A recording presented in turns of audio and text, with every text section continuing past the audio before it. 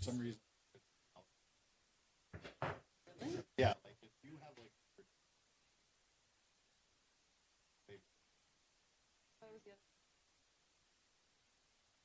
like babies have a higher draw pain. Well, I know that. They said that most of our That's why you take cod and add salad. Because it'll put you down for a yeah, it's all for.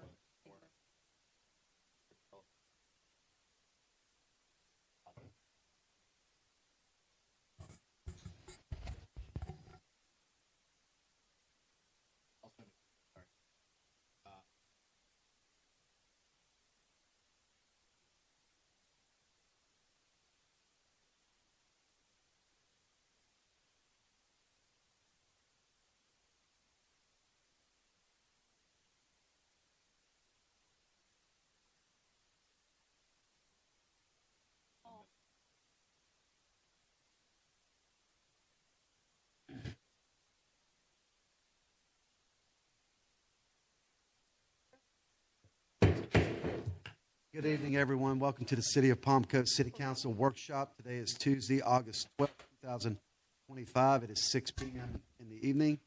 We're in the John Netz Community Wing of City Hall. I'm calling this meeting to order. If you could please rise for the Pledge of Allegiance and a short moment of silence.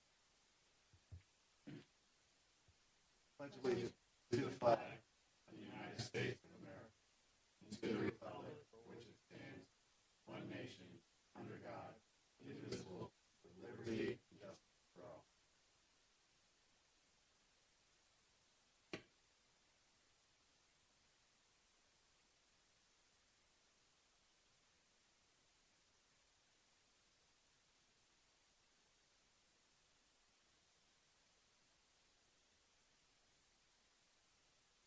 Thank you.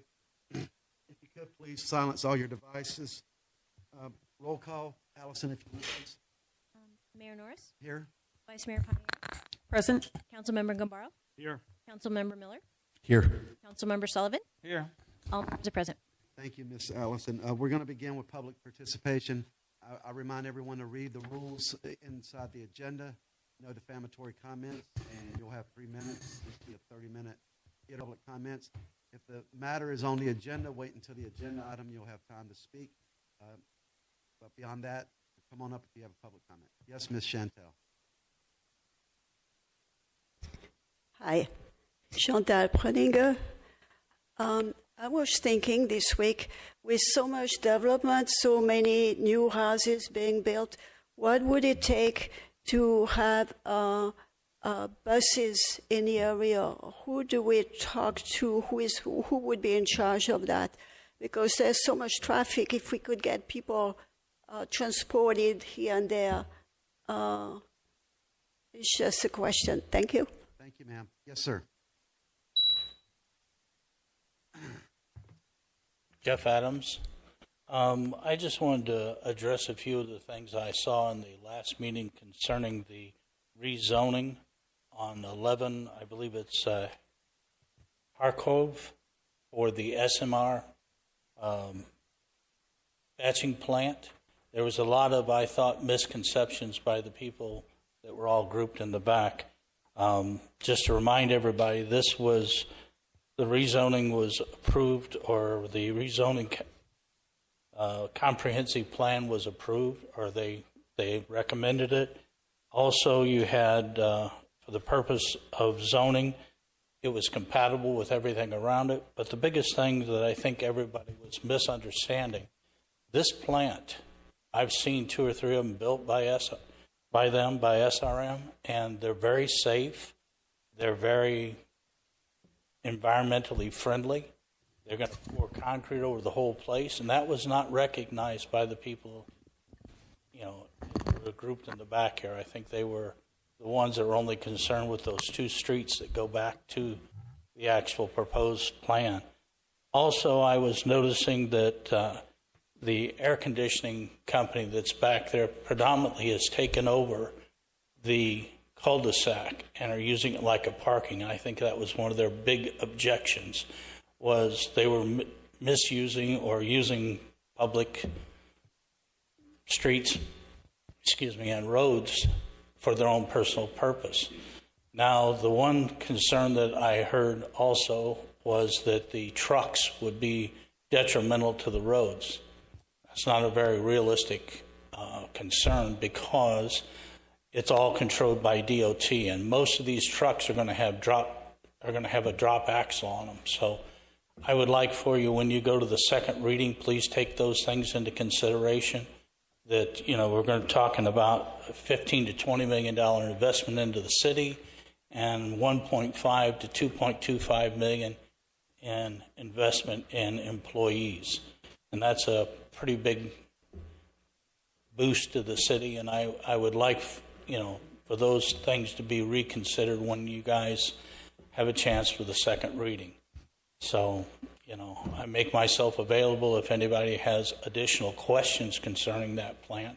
But I think the representatives from SRM did a reasonable job if they would go back and really reread that, as opposed to the emotional outcry that came from the people in the back of the room. So if you would, please. Thank you. Thank you, sir. Yes, ma'am. Jeannie Duarte. I have a concern about someone on this dais bribing residents, offering to pay for a covert. And when asked about it, they said, when questioned about it, the response was, do you want accountability or do you want your covert fixed? It's hurricane season. We are facing yet another hurricane just days away.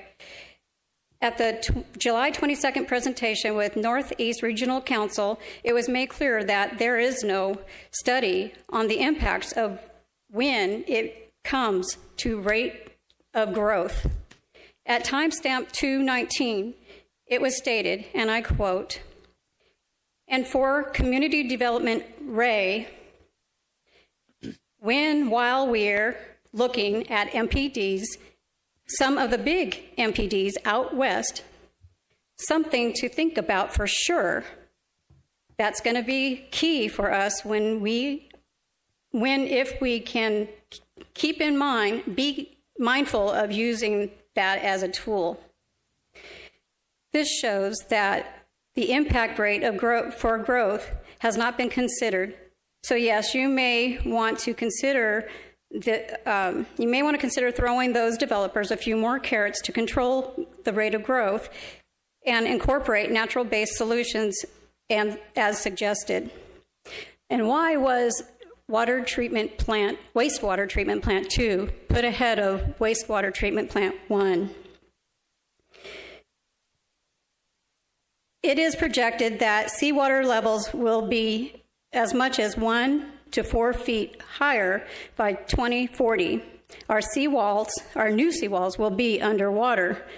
There is no vulnerability assessment to identify these types of critical assets and protect our city and citizens from heavy rainfalls, storm surges, and even nuisance flooding.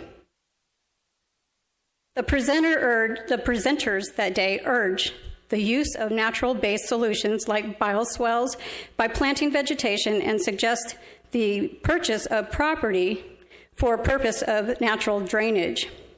Which leads me to ask, why was I denied access last week to the canal meeting? And why did you only invite 2 marine contractors? You left out companies like Aqua, Nautical, Elite, Peck, and others from attending that meeting. You not only violated my right to be heard and informed, but theirs as well. And I do have concerns also with the wastewater treatment plant 2 sitting right next to wastewater treatment plant or water treatment plant 3. Yes, sir, Mr. Stone. Good evening. We still have major problems in this city. and a lot of it's not getting corrected. I get a lot of people on Nextdoor that ask me to continue to speak, whether you get an answer or you don't. I get the same request from Facebook. The water department. I went to my faucet the other day, straight from the faucet to a glass of water, 400 reading. And according to someone from the city, oh, that's not too bad. You don't have to worry till it hits 500. Well, not according to my medical doctor. It's not healthy. It's not good for you.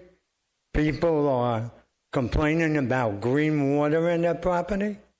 And we just don't have the right counsel other than Mayor Norris in place. He votes for something yes. You guys are deliberately voting no. He votes for no. You vote yes. The people are getting real fed up. There are letters going out to the state all over the place, various ethics committees and other departments. And eventually, Tallahassee is going to wonder what the hell is going on down there. Additionally, Mr. Miller, you're the hidden mystery with taking money from developers. So you have sold your soul to the body. While people are begging not to give in to the developers. You bragged how you were $50,000 in all clean money. 40% of it came from developers, plus your own personal invests. It's so wrong, it's ridiculous. I keep on hoping people write in letters. Eventually, someone's going to say, what the hell is going on in this city? Thank you. Thank you, sir. Yes, sir, Mr. CD. CD Rossell K section. I emailed you this on wastewater too. I don't know if you all got it, but it's not all the information that I put in 3 because that's a repeat.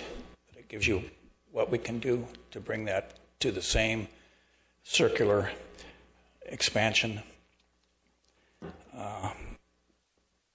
It's the one thing on the payment, if we just use what that makes, and that was, I believe, $159,000 a year, if you look on there, and the investment to get it into the full circular plan was, I think, about $275. So that would be paid off in about 2 years if we don't put the whole plant in there. So that's the other thing is on the cement plant. I so happen to be one of the officers of a company that has a silica mine in Canada. Anybody want a chunk? There's a lot of screaming going on about the microsilica, the 10 nanometer, which is considered a carcinogenic. The problem with that is they control that, and I guess Councilman Patera, you went out to their facility and saw how clean they kept it. They are probably one of the most compliant, and they did have a problem, I guess, a few months ago at a cement plant, which did a discharge, but they got on top of that and fixed that up. But just so you know, this comes from the mine, goes into your medicines. I had fun putting this together. Goes into your toothpaste. It's in everything. Your computers, your cell phone, everything you have almost has silica in it. The paint on your house, paint on your car. This is a activated carbon to keep materials dry. This one is called Super Dry, and it's a calcium chloride. It has a warning on it, the red box with the exclamation point in it. And this is silica gel, and this says do not eat. But it's inert until you get down to the 10. I did a look at what is Florida beaches made of. 100% silica, guys. They do not measure silica dust at the beach, only unless there's construction. Then there's a problem that they will measure. But there is it's at the beach, guys. Thank you, sir. Anyone else from public? Yes, sir. Mr. Steve.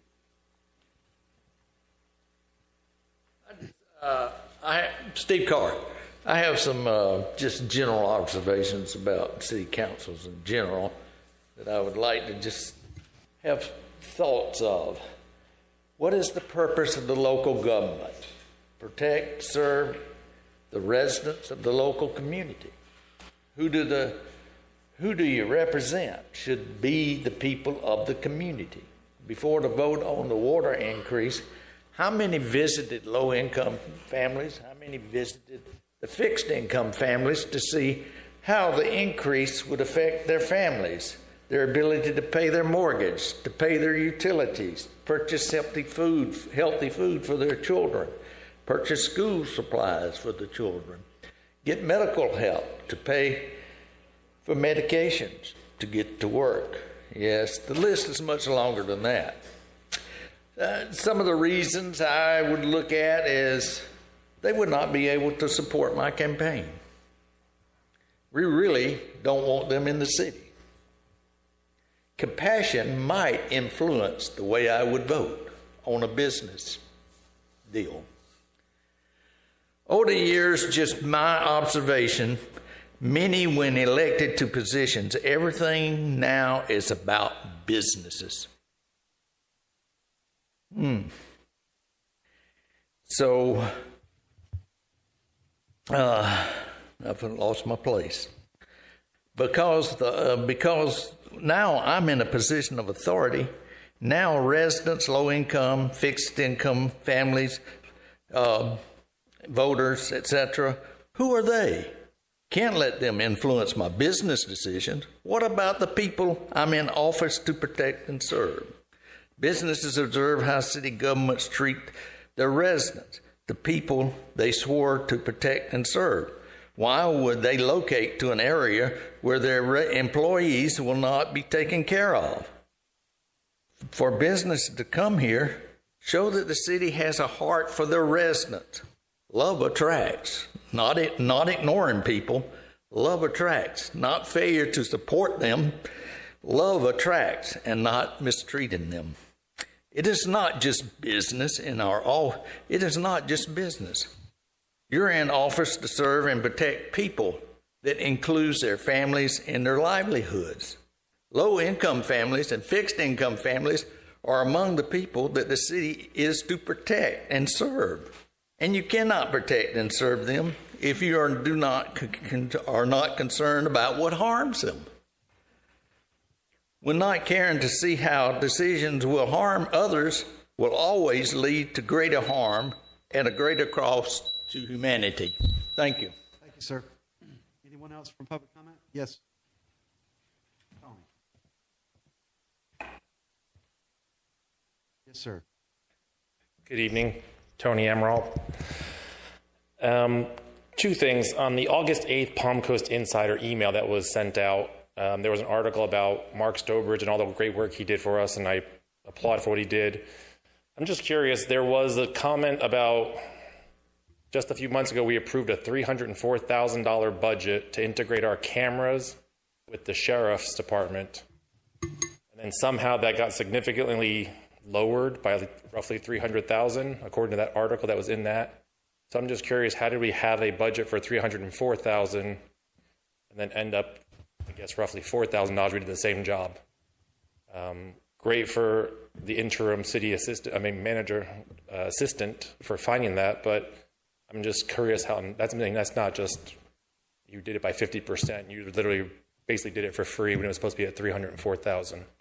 So I'm just curious how that worked out. Thank you. Thank you, sir. Anyone else for public comment? Seeing no one come forward, we'll bring it back to the dais. City manager, you got any follow-ups? Yes. Oh, can you hear me? public transportation, Ms. Chantel, that is through Flagler County. And if you fill out a comment card, we can make sure that you get connected with that organization. There is a Flagler County Transportation Disadvantaged Association, so and they are a board, and we can help you work through that.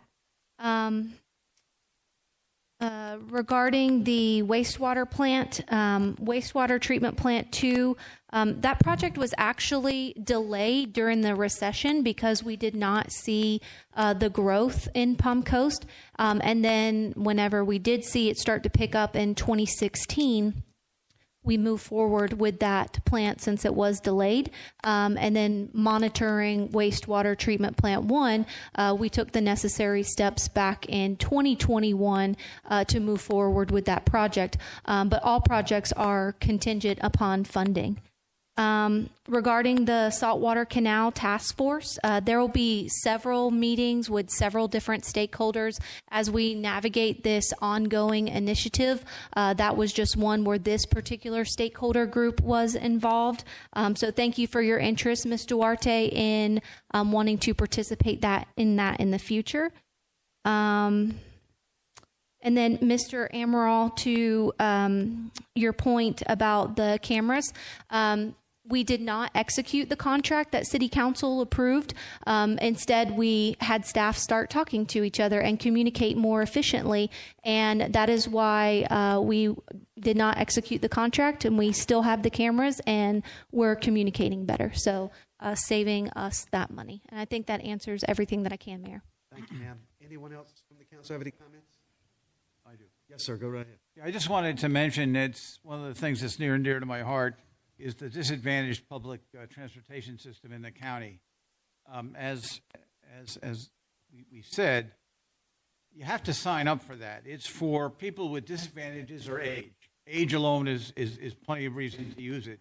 But you have to sign up, contact the people involved. Once you do that, then it's available, and you make your reservation ahead of time. There are 30 buses. The drivers are wonderful. Every year I went out and experienced the trips. There's 2 different sizes of buses. It's unfortunate, but buses, metro buses like we're used to in big cities, just simply don't work here. We've looked at it many times. There may be a point in the future where the population gets big enough where you can support that. But right now, that system we have does work, but you do have to sign up. You can't wait to the last minute. It's not really a taxi service like Uber, but signing up for it and taking advantage of that system, which many, many people do, I'm afraid not as many as could in the city. So we do have, that is our public transportation system that we have now. Okay, we'll move along. Going on to item E, presentations. First presentation is all capital and fleet funds. Yes, Mayor, City Council, as part of your ongoing budget process, this is our capital budget and fleet budget at the end.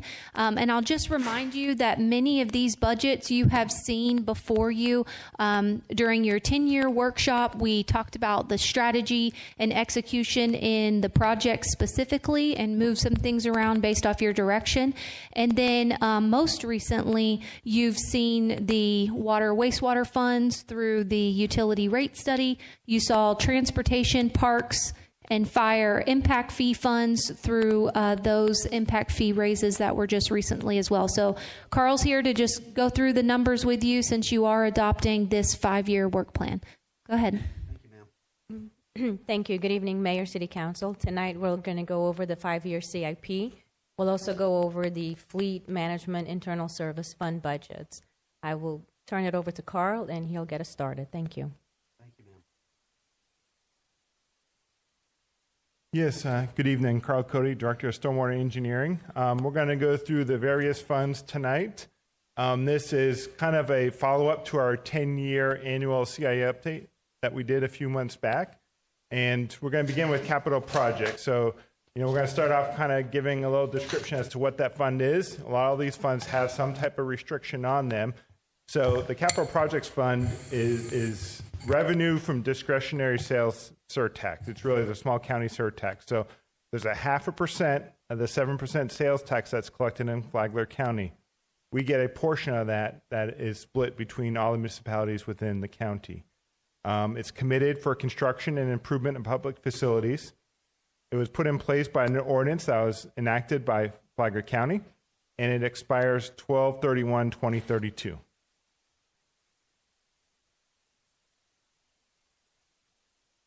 So this is a summary slide of the revenue. You can see the first line is what we bring in and what goes to the city of Palm Coast. It's just over $5 million a year, and it goes up incrementally over the 5-year plan. We have a couple of grants in here, and we have some other revenues, which is primarily interest and other small funds. And then we have a bunch of inter-fund transfers. Primarily, those are for the maintenance operations complex coming from utility and stormwater, as well as a building fund. That $1.5 million to general fund is fund balance. $1 million is going towards the MOC, and the $500,000 is going to be set aside for future saltwater canal maintenance.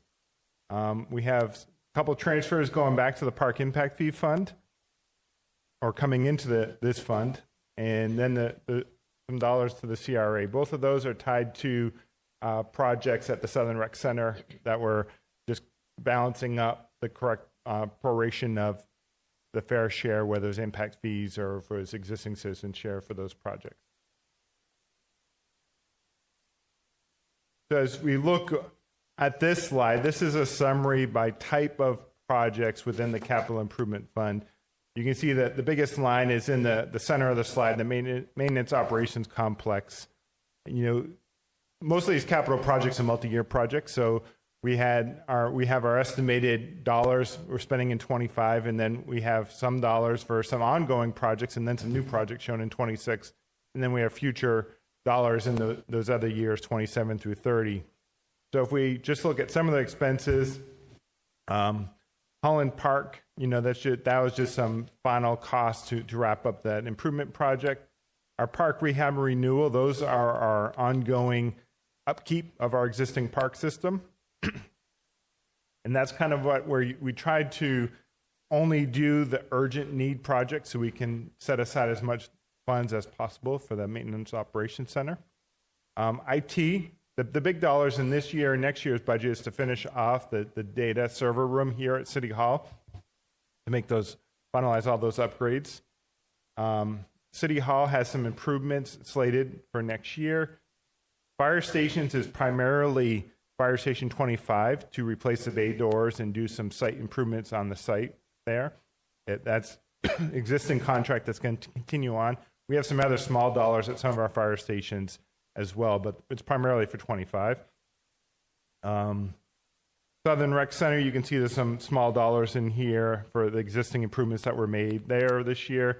Maintenance Operations Center, some of the site work that's ongoing now is going to spill over to next year, and we just received bids for the fuel facility and improvements to PV grade that is being reconciled now. We'll be coming back to council, I believe, in October to move forward with the next phase of those improvements. We have some future phases further out in that 5-year plan to continue and build the fleet facility and the wash facility and do some of the remaining site work with that first phase of the project.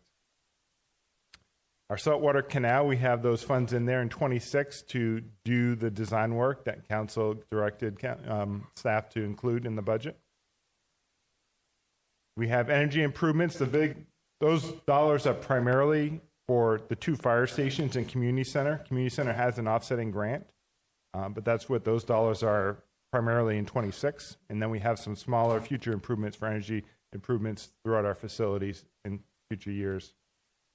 And then we have some ADA improvements with various facilities to make some upgrades. Yes. Yeah, just real quick. Oh, sorry. Can you lay out for me what do you mean by energy improvements? Excuse me? The energy improvements that you... The energy improvements... Give me an example. Could be converting old lights to LED light fixtures. It could be upgrading an old mechanical unit to something that's more energy efficient. What's in 26 is primarily solar panels going on the roof of the 2 fire stations and community center. But some of those other energy improvements could be, we did a Siemens report probably 10 years ago, analyzed all the city facilities, and it targeted improvements, energy efficient improvements, and then it laid out your basically your recovery, your payback period. So we did a lot of those that had less than a 10-year payback, adding insulation, converting lights over, going to water saving fixtures, in some of our restrooms, those types of improvements. Okay, thank you. It could be pumps too. A lot of pumps were not variable, VFD, variable speed, motors, things like that.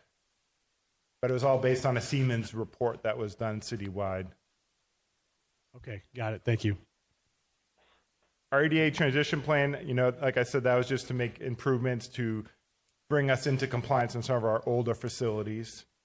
And then the interfund transfers, that's primarily going to the fire and park impact fee fund for the existing citizen share portion of those new capacity projects.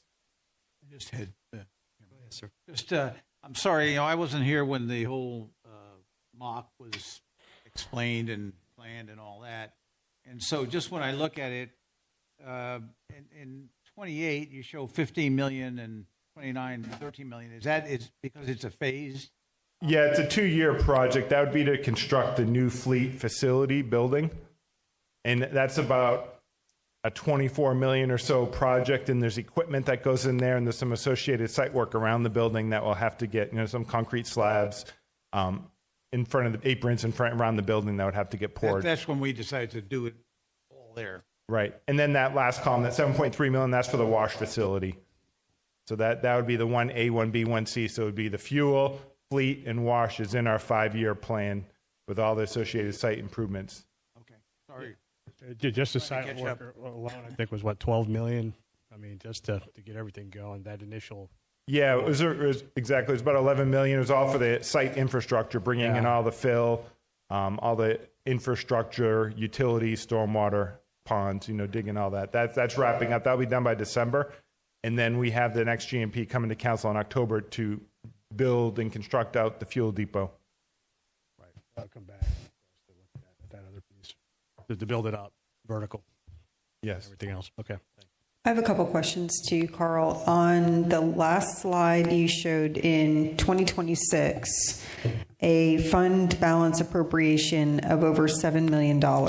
And then I'm showing in the expenditures for 2026 quite an increase in the expenditures. So I'm assuming that we're planning on making a fund balance transfer over to this fund in order to fund clearly what are extra expenses in 2026. What is the fund balance appropriation from?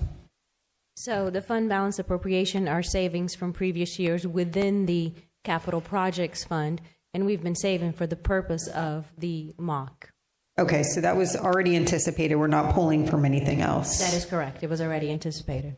Okay, and then the other monies that we're seeing here, so when I look at the total expenditures and the total revenues, I'm seeing fluctuations, a lot of fluctuations in the amounts that we're anticipating, and I'm wondering how we came up with those anticipated amounts.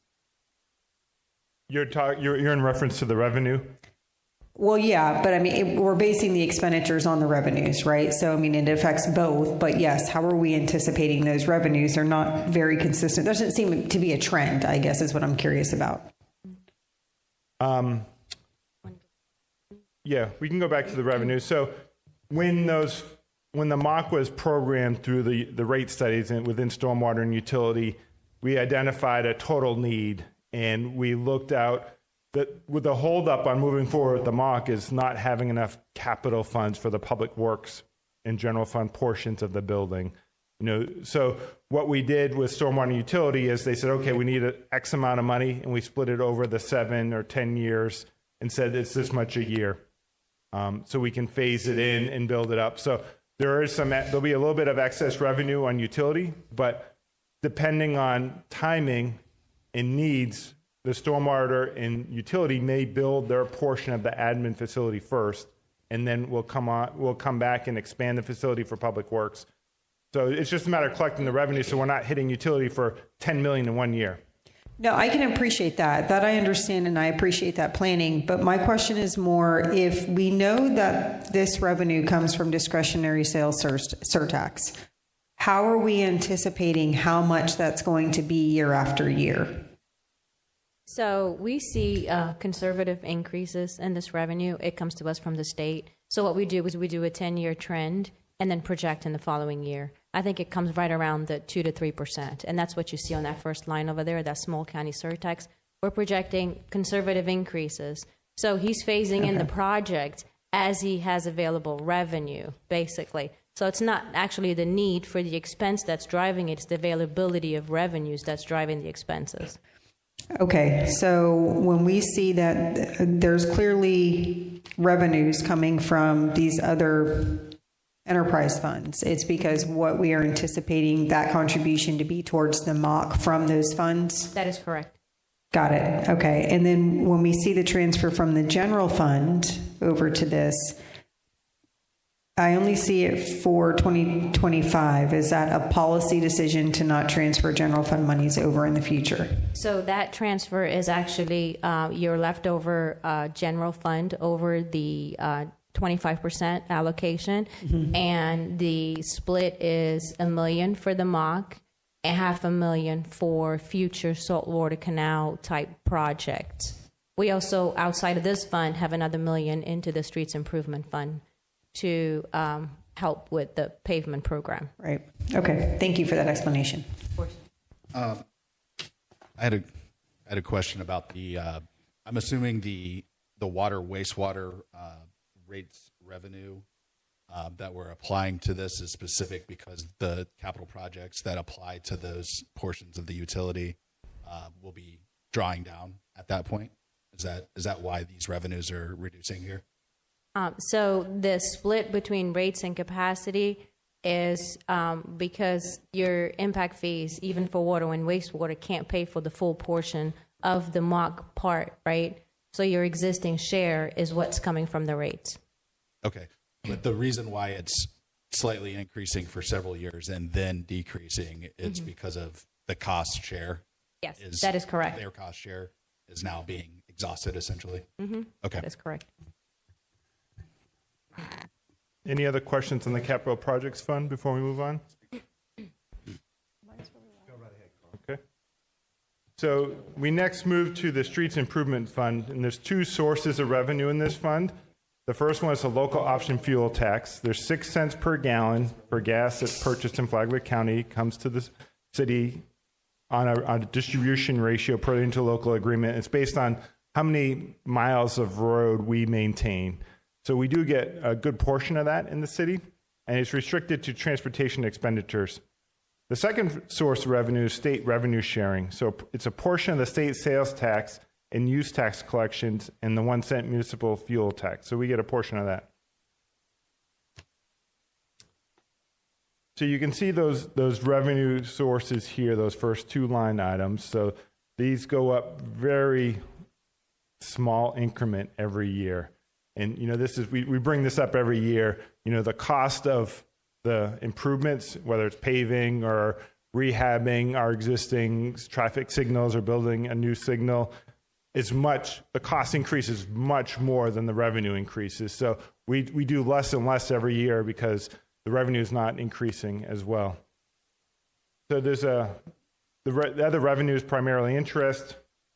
Interfund transfers, that $1 million, that again, that's coming from the fund balance for this year.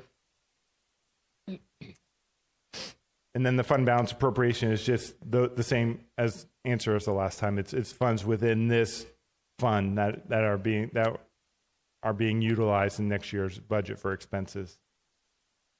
So on the operating expenses, the biggest line item in here is our street rehabilitation renewal program. There's some big dollars in here for 26. Our current contract for paving, I believe, comes to council next week. So that's going to do Palm Coast Parkway from 95 to US 1. It's also going to extend the turn lane onto Pine Lakes Parkway. It's going to extend the turn lane over by Corporate Drive in the hospital to get rid of that grass area. That turn lane is the St. Joe Plaza area? Yes, correct. Thank you. Yeah. We get a lot of feedback on that. We looked into it, so we built it into that. It's been that way for a while. That has been backed up through lane. Correct. So that more than likely we won't start construction until October timeframe. So that's why we moved all those dollars to next year. So theoretically we have next year's project and this year's project that's going to occur next year, as well as $1 million in global treatment. Our traffic signals line item is rehabbing. We did 4 span wire rehabs this year, and we have 4 more to do next year. That already came to council for approval, so that'll get constructed here based on lead time on material and whatnot. They'll start here in October. Then there's some miscellaneous line items in here. We have a little bit of street lighting to wrap up, finishing up our arterial roadways. And then we have a little bit of money set aside for our bridge rehab. So as we get our bridge inspection reports from DOT, we can go perform some work as needed. And then we have, in our street rehab, we also have some guardrail and striping and miscellaneous. The bulk of that is the resurfacing and global treatments. So any questions on the street improvement fund? I have a question, a budgeting question regarding, we as council decided we wanted to have an inventory done of the turn lanes. Is that in this budget or is that in general fund budget? Where is that, city manager? We did in a transportation impact fee fund, and I'll call that out. I'm kind of jumping the gun, I guess, but we did. It looks like the TPO is going to fund now analyzing 15 of those intersections. I don't know the dollar amount yet, but it looks like that is going to be funded. But we did include and identified all the intersections that are on an arterial throughout the city, and we are looking at purchasing a camera to take the counts and collecting all that data internally with in-house staff. So even though the TPO will do 15, our intent is to do all of them so we can have the data there and analyze it and prioritize it. Okay, and then similar question for looking at streetlight timing. Do we know, and obviously council hasn't directed staff to do anything like that just yet, but do we know what something like that could cost for the purposes of budgeting for next year? We have not identified that. Our intent is to do that in-house. We have done it in-house in the past. We do it now to a point, but if we're going to establish a brand new coordination plan for an entire corridor, then we would probably want to use a consultant for that, or we may do it in-house depending on, transportation engineers are fairly unique individuals. There's really 3 priority areas. You can do, capacity analysis and modeling. You can do your signal optimization and operation type discipline, and then you can do your roadway design, capital project. So, depends on which engineer we have at the time, what their primary focus is and their background is, because you never find someone that has strength in all 3 areas. So right now, our traffic engineer is very strong in construction, inspection, materials, roadway design, capital project. We have a lot of those coming up. So that's his primary background. We are looking potentially to fill a slot that we reclassified within the department to bring in an engineer that's got that signal optimization background. So that's really what we're going to seek, so we can do all this in-house and not have to contract it all out. Okay, thank you. Mr. Mayor, I've got a quick question. Carl, just to follow on what the Vice Mayor asked with regards to the turn lanes, I just want to confirm that Sesame's on one of the turn lanes that we're going to assess. Yeah, I don't remember the 15 that were turned into DOT, but I believe that was one of the 15 that we submitted in our application to them. Okay. Thank you. I know the Stancils and others have brought that to our attention multiple times. I just want to make sure it's on the list to assess. All right. Thank you.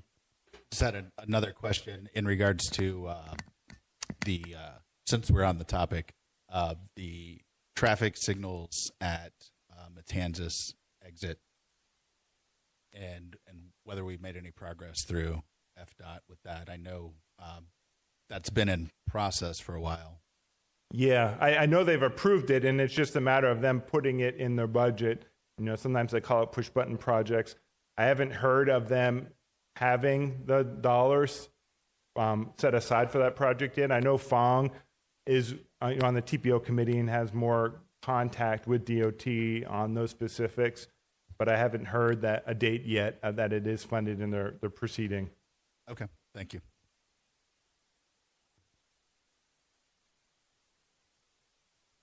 So now we're going to get into our impact fund revenues, and we've talked a lot about these this year with all our impact fee studies that we've done. And these, just as a reminder, these are restricted to growth-related projects only. They only can be used for projects that are adding new capacity. They can't be used for the existing system deficiencies or operations. There's the Transportation Impact Fee Fund, Recreation Impact Fee, and the Fire Impact Fee that we're going to cover tonight. So this is the Transportation Impact Fee Fund. So you can see that the top item are the projected revenues that will come in from the transportation impact fees based on the most recent study. Developer infrastructure contribution. Those are, sometimes we have, we get contributions as part of a project through development agreements. Sometimes we get developer impact fee credits and they construct some of those improvements. Sometimes they have to pay into a fund. And we come back, say it's a sidewalk fund or something else, and we're using those funds when we actually proceed with those improvements and we construct them. Other revenues are interest. Grants, you can see there's a lot of grants in here. These also include our state appropriations that we receive for our various projects, whether it's Belterre, Whiteview, Matanzas, numerous grant projects. Grand Swamp Trail Design is in here. And then our expenditures. So, the operating expenditures, that included our impact fee study. I don't recall those other items now, but you can see they're not very big items throughout here. I think we have $810,000. That includes the study of those intersections in this coming budget. So whatever the TPO doesn't fund, we'll collect the data, we'll send it off to a consultant, they'll analyze it, do a warrant study for adding turn lanes, extending turn lanes, stop signs, signal. They're going to analyze it for all those items to see which ones make the most sense or which one meets the criteria to make those improvements. Oak Kings Road South design, that's a project, from Town Center heading all the way up to basically Utility Drive. And that is this portion. I think there's 5 different funds paying for that. So that's underway. Council's already approved that. That's just dollars being spent this year and next year for that project. Oak Kings Road widening, that's the state appropriation project. We anticipate going out to construction sometime early next calendar year and beginning construction. Right now, we're waiting on FPL to finish up a design of relocating a transmission pole that's basically right in the middle of the right-of-way. So they're going to have to add a pole on each side of the right-of-way so we can actually add those additional 2 lanes. Carl, this is the phase 2? Phase 2, basically from the bowling alley up to about Big Mulberry Creek. Yeah, somewhere. Seminole Woods State Road 100, that $350,000, that's what Fong just presented to you guys recently. Those are the county impact fees coming to the city to begin that project, do a study, start the design, and then we have some future dollars to make those improvements set aside so we can proceed. We'll also seek grant funding on those or DOT funding to help offset those costs. They did help with the last turn lane improvement project we did there. It was primarily FDOT dollars that paid for that. Seminole Woods improvement, you can see those. We identified some turn lanes in the future. We know that there's need for turn lanes, not just at Sesame, but there's probably going to be some other ones that come up through that analysis. So we have some dollars in that end of the 5-year plan for that. Belterre State Road 100 is also another one that's going to need improvement. Those intersections, that's what that's for. Belterre safety improvements, that's coming to you next week. So you'll see that contract to do all those safety improvements, basically from Royal Palms up to Pritchard. A lot of turn lanes, restricted movements, primarily turn lane, yes. Belterre Citation Boulevard intersection. So that's another area that we know has been identified as an area that's going to need some enhancements there with all those developments and the connection of Citation to Belterre and Seminole Woods now. We're anticipating a need for improvements. We need some enhancements.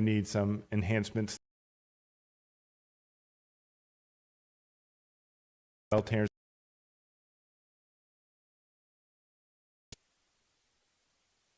Whiteview is started construction, so that's one that was recently awarded by council, so that is moving forward. We have Whiteview Parkway Extension. Those dollars are just really for some right-of-way to continue extending Whiteview West potentially in the future. There's a development that's proceeding there, so we're working with them while they're developing so we can coordinate, our future needs with them. So they're working very well with us through planning. Matanzas Bird of Paradise. Again, we know that's that's an intersection that's been failing for a long time. We purchased some right away the last couple of years, I think 4 residential lots, and knowing that the funding for the 4-laning isn't going to happen anytime soon through DOT. It's not in their 5-year work program. We know we're probably going to have to make those improvements to that intersection sooner than later, so we did program some dollars there for that intersection. Matanzas Woods 4-laning, we're hoping that, portion, or at least the first phase of that project will be able to proceed in the future. Again, what we're going to continue to see, it's on the DOT work program list right now. Matanzas Woods Parkway Phase 2, that's moving forward over the tracks.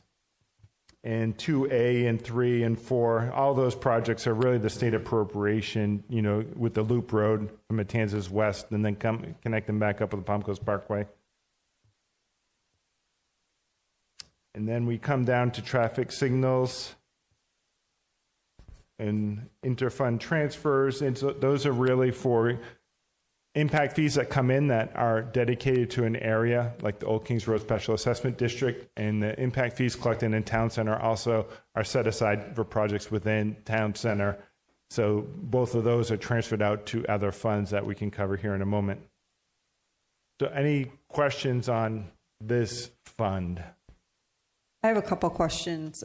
In 2028, we're anticipating a jump in the impact fee revenues to almost double what all the other years are reading. Why is that? That came from planning with some projected projects that are in the pipeline. They're expected to be completed in that timetable. I want to say there was a couple of restaurants, and there was another large project that was going to generate quite a bit of impact fees. So I think that's like the worst case scenario. They could come in sooner, but they know they're in the pipeline, so they're projecting those dollars to come in. Okay, and then the fund balance contingency reserve. Are those monies that are coming into the impact fee funds and then literally just holding steady there? Or is that a transfer in for contingencies? No, they're dollars within the fund. Those are just programmed every year to true up the expenses, the revenue with the expenses. So there's additional dollars in that fund that carry over, and as needed to match up with expenses, we plug those in that particular year. Okay, thank you. Anyone else? Any questions? Good. Go right ahead, Carl. So the Town Center Transportation... Sorry, I did have a question. No, go ahead. In terms of the Old Kings Road South design, right? So we approved that design project. I think during the time, though, we did ask for engineering to work on maybe a temporary solution to that Town Center and Royal Palms stop. I was just wondering where we're at with that. They are getting real close. They had to collect some additional data because the initial data that we collected as staff did not have turning movements in it. So in order to make a true analysis on what potential stacking might occur, our concern is if we put in a 3-way stop there, we don't want traffic to back up to Old Kings Road. So they're going to continue that analysis. They are near completion, so we should have that fairly soon. Thank you for bringing that up, because I was actually over there today and thinking, oh boy, this neighborhood's going in quick. Yeah. Well, that plus school's back, right? Yes. So yes, have the issue with Imagine. Yeah. Sorry, I did have one more question. So again, I'm looking at 2028. The fund balance contingency reserve jumps way up to $13 million. Why is that? I'm just looking at the particular projects in here. It looks like there's a trickle down because we don't anticipate spending that. I just can't figure it out.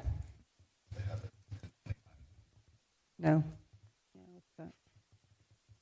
Yeah, I would have to double check that particular one because the 25 million in Matanzas is being spent right per grant because those two segments are fully funded by the state. So yeah, that 13 million contingency reserve, I'm not certain what that would be. Save it for Helena. If she steps back in, I think she's under the weather. Oh. She probably knows. Yeah, and I asked. I agree. It's on expense, so that's going into the reserve. That's excess revenue that's coming in that we're putting into the fund reserve. She's shaking her head, yes. Okay. So then where's that money coming from? Those are the impact fees. So we're collecting 15 million impact fees, and we're only spending about 2 million of it because the rest of it's are matching up with grants. So, okay, do we not have any other projects then that, because I'm looking at other, for instance, I think we just went through something in the CIP that we could possibly use with impact fees. So I'm just trying to make sure we're using the impact fees to the fullest extent possible. I think because that was such a big jump in impact fees and they're not guaranteed, we didn't want to commit to a project knowing that we may or may not get all those revenues that, almost double the revenues that year. So we will plug in a project if they are permitting that project and we know it's going to be CO'd, whether they pay the impact fees up front or not. As we do next year's budget, we'll have a better idea. We'll move projects up. We don't, if we have the funds, we know we have plenty of projects to proceed with. We don't want to just bank that money for no reason. Okay. I hope with all of the information I store, I don't forget this slide because I'm also, when I look at the fund balance contingency and we look at contracts that come before us for increases for whatever reasons, they find a pipe or, whatever may happen where they come and they increase the price.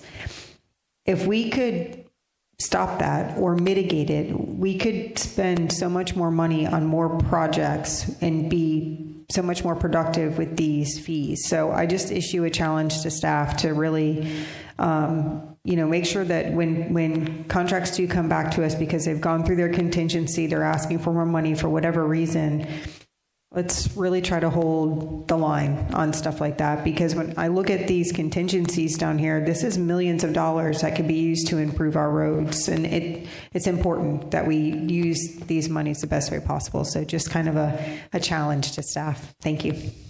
So if I may, when we have that fund balance contingency reserve, we're actually adding unspent funds to contingency, not to project contingencies. Mm-hmm. Okay. So they would add to the fund balance and they will roll over to the next year. And then you'll see it the following year as appropriated fund balance if we're using the funds. I understand. Thank you. So our Town Center Transportation Impact Fee Fund, these are the impact fees collected within Town Center. We do have some expenses in here for that design of, that end portion of Royal Palms Parkway to Old Kings Road. That is part of this fund. Then we get into the Recreation Impact Fee Fund. So you can see these are based on the new impact fees. We show just over $3 million a year coming in. We have some grants, primarily in this year we have the Long Creek grant. I believe that's what those funds are coming in. And then next year we have the Waterfront Park grants. Interfund transfers, that's the existing citizen share portion of those capacity improvement projects. And as we work our way down, the operating expenses were the impact fee studies. The Lehigh Trailhead, we have a little bit of trail connectivity to do, but we were waiting on the St. Johns River Water Management District for some conservation easement release, so we're still working on that before we can finish up that piece of the work. Our Long Creek Nature Preserve was the boardwalk. That was part of that grant funded that finished up this year. And then in the future, we have those remaining improvements that are tied to the grant that we received from the state for that project. For the Nature Center, primarily, is most of the remaining work there. Grand Swamp Trail in 26, that's a DOT grant that was recently approved by council to do the design from the Old Kings Road trailhead at Grand Swamp down to Lehigh Trail. The Community Center expanded parking. We have dollars next year to do the design of Fire Station 22.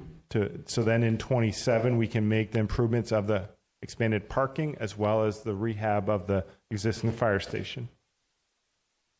Our cultural arts facility, we have some dollars here for our existing arts stage location within town center to look at enhancements there of how we may connect that site with the potential future Y. Whether we cover the stage, I think was the next plan, and have some connectivity there between both projects. So we want to do some early planning efforts. So we're coordinating and collaborating on the ultimate use and layout of that site. Waterfront Park access, that's to expand the parking at Waterfront Park and to add a covered pavilion on the existing concrete slab. Southern Recreation Facility Phase 1 and 2, we still have some dollars for next year. We have an FPL agreement that will be coming to council to approve the use of having that parking in the easement, and we're looking at doing some expansion of some parking with those remaining dollars there. And Indian Trail Sports Complex parking expansion. So this was one from several years ago when we converted those 2 multi-use fields over to 4 baseball/softball fields. We added lighting this year. Next year, our intent is to expand that parking, so that those are dollars in there for that. We have some future dollars for adding lighting over at the Buddy Taylor, I apologize, Indian Trails Middle School, so that we have a field in the middle of the track and 2 fields behind it, so I'd be adding lighting to those fields so we have more night use field availability. These are the multi-use, the rectangular fields, right? Rectangular fields, yes, behind Indian Trails Middle School. We have the Aquatic Center. We put the $3 million in here, $2 million next year and $1 million the following year for the city portion towards that project. And then we have some interfund transfers. This is to take care of some past projects that were either paid from a different fund, just to true up the actual costs on projects between impact fees and existing citizen share. Any questions on the Recreation Impact Fee Fund? I have a couple. So I'm looking at the trend that you said existed for the impact fee revenues for transportation, and that it should consistently increase, and then it's supposed to go way up in 2028 because of anticipated development. But I don't see that same trend for recreation and fire. Now, I understand recreation impact fees are only residential, but fire are not. So why are we not seeing similar trends? Well, recreation, correct. Those additional expenses were non-residential project expenses, so that didn't go up here. I'd have to go back to fire here. Did we? It stays flat for fire. Fire is up ahead, so I am jumping, but I'm talking about them at the same time. So, but you see, fire is flat, so I'm wondering why we're not seeing the same trends. Right. Yeah. We'd have to get that information from planning. We can plug that in there. Yeah, I think that's really important. So, to make sure we're being as accurate as possible in order to budget. So if you all could please bring that back to us, I'd appreciate it, City Manager. And then my other question specific to recreation, we continue to have an issue with rectangular fields. So, access, not having enough space. I don't see it anywhere on here. I know it's in the park master plan. The problem that we have is we don't have our existing citizen match. So I think it's the 46.71% that we have to fund some way, and we don't have a way to fund it. So it's hard to build. You can see we're building up quite a balance. Oh, well, you don't see the balance here, but we're bringing in more revenue than expenses because we don't have the match. I see. So and that was going to be my next question. We've got this reserve down here. Do you know offhand what the match is or about what it would be? Well, one, we need to find land of where we build these additional fields. Mm-hmm. So whether we have to purchase land or whether that would be the first step. And then after that, I think it's in our 6 to 10 year plan, but we have additional funds. I don't remember the dollars. I'd have to go back and look at that, but it's not cheap. I think between the land and building it out, we're talking 15 to 20 million, I think. So the citizen portion would be like 9 million. Okay, thank you. Go right ahead, Carl. Fire impact fee fund. So obviously, we know 22 replacement station and 26 are underway now. Impact fees here, aren't huge. They're just over $1 million a year. We did bring in quite other funds into here to make these projects happen. We did get grants. We did interfund transfers where we had some payback of the CRA dollars. With the 22 replacement station, it was quite a bit of non-capacity dollars that had to pay for that, because based on the existing acreage of the site and the square foot of the building, that couldn't be used for capacity. Then we had to do the existing capacity match for existing citizens on the new station. So there wasn't a lot of capacity fees that could be used for the 22 replacement station. We do have, towards the end, you can see 23 expansion would be to add a bay to that station and do some rehab work to bring it in line for firefighter safety and operational efficiency of that station while we add that bay on there. So that's what those dollars are in the future. Any questions on the fire impact fee fund? Okay, so next we move into the State Road 100 CRA. That's really the town center area here. You can see we have two portions of revenue. We have the intergovernment revenue, the county portion that comes in, just over $2 million a year. And then we have the city portion of that tax increment of just over $1 million a year. We do have some operating expenses. We do have some debt service as well. You can see that debt falls off in 28. I think last year we paid off one of the loans, and then in 28 we end up paying off the second one. Those interfund transfers, those are to cover various projects and programs. Some of that is the Lehigh Trailhead and Southern Rec Center, because those projects were within the CRA.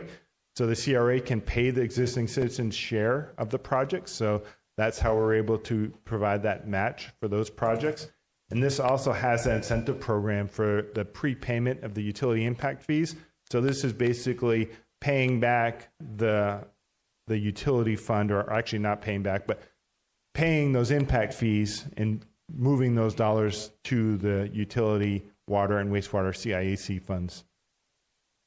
We do have some dollars programmed in here in 26 and 27 to pave Town Center Boulevard. So our hope is that we can start paving some of those roads, and then towards the end of the 5-year plan, our goal would be to pave some additional roads within Town Center with these funds as well.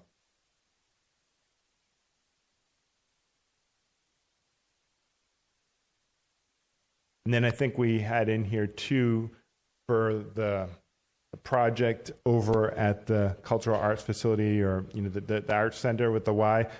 This fund can also pay the existing citizens' share of putting a roof over that and making some connectivity to the Y facility as well. Are there any questions on this fund? So Old Kings Road Special Assessment Fund. So, I'm sorry. Oh, go ahead. Yeah, I just had a question on why operating expenditures dropped dramatically in 2028. 26 and 27, that includes the paving of the road. And then we pave roads again in 29 and 30. So those were those big, yes. And the CRA is set to sunset in 2032. Right? 2032 or 2034? I think it's 34. 34, sorry. Old Kings Road Special Assessment Fund. So this is the area, pretty much on Old Kings Road south, from basically Utility Drive down to State Road 100. You can see there's an assessment in here, and that's to collect back the original funding of the first phase of Old Kings Road widening from Town Center Boulevard to State Road 100. There are some grants in here. We did receive a DOT grant for that design and study of the portion of roadway that's being looked at now, that's under design with interfund transfers. Those are the impact fees. So when projects are constructed within this district, the first thing they do is they pay back the dollars owed on their loan for that particular project. Any additional impact fees after their debt is reconciled goes into this fund. So we project, that $100,000 per year to come in based on development within that district. So that changes as development occurs. So right now you can see the design is using up a chunk of those dollars, and then there's not a ton of money building up. Our goal would be, I think that the first phase is to construct that phase 2A of the project, but unless a major development occurs and we collect some big dollars in impact fees, it'll be a while before that happens. So now we can move on to the stormwater capital. So charges for services, so that's our stormwater fee that's collected. We do have some ad valorem taxes that are contributed to this fund. We have some grants, primarily this current year, that are in here. And we have loan proceeds and other revenues.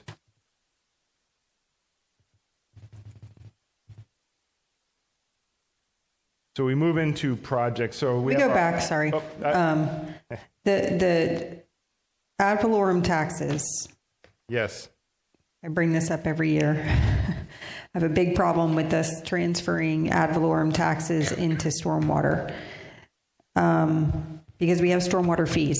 So why is it the stormwater fund does not operate on stormwater fees?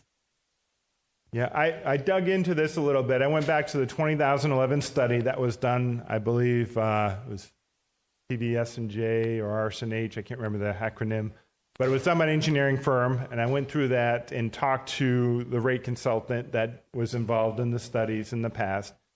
And my understanding is those dollars were to offset exempt properties, like federal properties within it. There's also developments that don't pay a stormwater fee because they discharge directly to like the intercoastal, so they don't pay a stormwater fee. And then there's other properties that get discounted rates, if it's ag or other portions. But even those the ones that are exempt, say they don't pay a stormwater fee, we don't charge for like our roadways, and all that stormwater goes into our system. So I think this was just a way to address those items. I couldn't find a calculation of how they came up with this dollar amount, but that's just my understanding of how that was established. That was going to be my next question is, are these actuals or are we just using some arbitrary percentage that gets transferred every year? Yeah. I knew it was around 500,000 years ago, and I think we have a small increase per year that we've been using. 0.02, I think, is what was included in the rate study as the increase. I think the reasoning behind it was for the exempt properties, but also there really isn't a lot of growth in those exempt properties. So they calculated a 0.02% increase every year, and that's what was kept. Now, we certainly have it on our radar at the next rate study to really dig into, do you even want to continue doing that? And do you want to recalculate it based on what's exempt currently in the city? Yeah, I don't want to do it this year. I'll be honest. I mean, I have an issue. I voiced this last year. I don't think that our ad valorem unrestricted monies should be transferred into stormwater when we have stormwater fees for that. And if we did transfer this, it needs to be based on an actual calculation of the exempted properties. I mean, I'm looking at this money. This is $500,000. Councilman Miller, this could pay for your library that you were concerned about. I mean, there's a couple $100,000 that we were talking about for other projects that we could use these monies for. So probably too late in the game to make a change at this point because we'll throw a wrench in stormwater's budget for 2026. But I would like consensus from this council at this point to, looking ahead, get actuals of exempted properties rather than just doing a percentage so that these monies that are coming from our property taxes can be used for other priorities that we decide on. What we'd have to I just to chime in for a minute. We'd probably also have to get rate consultant involved because we have loan coverage requirements based on our revenue. So we'd have to see what impact that reduced revenue would have on our loan coverage to make sure we're not, out of compliance if we cut that revenue off. I fully believe that in being prudent, that's the right thing to do. But with a stormwater budget of $43,557,785, I don't know that $500,000 will put a kilter on the whole thing. Sure. No, I understand what your point is, but I think this is still doable. So can I get from consensus from council to at least have this looked at for 2026? Yeah, let's have that conversation. 2027. 2027. Yeah, fiscal year 27. You're right. Sorry. Yeah, Is that when we're due for another rate study since we approved the stormwater rate study in 2022? Well, I think we were passed with 10 years. Okay. Yeah, the last time we did a rate study, you did not want us to come back for 10 years.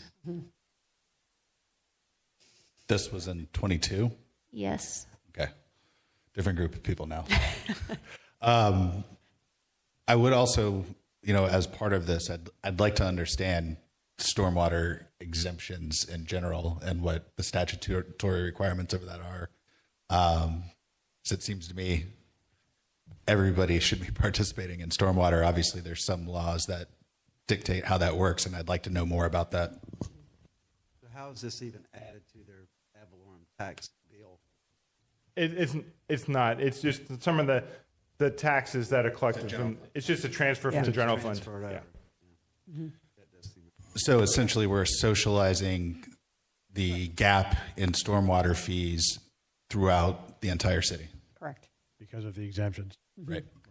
If you look at, the overall ad valorem taxes that we bring in as a whole, what is it, 60, was it 69 this year? I mean, it started out, 43 and it moves on. I mean, the stormwater budget is almost, as much as we bring in ad valorem taxes into, I think we just need to take a look at it, especially after, hard choices we had to make as a council this year. Yeah, we'll make sure we start early in the fiscal year to do that analysis and have some discussions at least with the rate consultant and just get some high level analysis and bring that back to you guys. Thank you, Carl. And just that grant for $1.25 million is actually the state appropriation for the P1 weir replacement that's under construction now in Belterre, just south of Whiteview. I saw a video on that. Yes. So you can see our 5-year plan, our operating expenditures is just over $11 million. So that covers, across the board, all the costs for the stormwater department. Then we move down to the various capital projects. You can see there's the storage detention. We have some dollars allocated here for various projects. Some of them not identified yet because we're doing analysis. We're doing 3 or 4 studies now. So we know we'll proceed with some of those in the future. We have London Waterway Phase 1 that was completed. We have weir projects. That's P1 weir. We have future W1 weir. That's our last major weir facility. Major pipe and canal crossings. Those, are, again, a lot of that has to do with our pipelining, but there also are pipe replacements as well. Capacity improvements. So those are in line with our stormwater storage detention multiple projects as well. So adding those capacity improvements, we talked about the Fire Station 23 site, Dry Lake, B1, B2 through 3 pop off. We talked about that. So we have, double L section, the K section improvements happening now. Then we have regular pipe replacements. So that's what's done in-house by staff. So those are the expenses associated with the city's pipe replacement program. Swell maintenance, rehab, and renewal.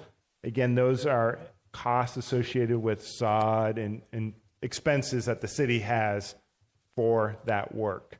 You can see we had a big jump next year. We did set aside some dollars to do contract work to help us with some of the backlog. We did contract that out this year to our bidder. He did terminate his contract. He indicated he was not able to perform that work and didn't want to proceed with more work with the city.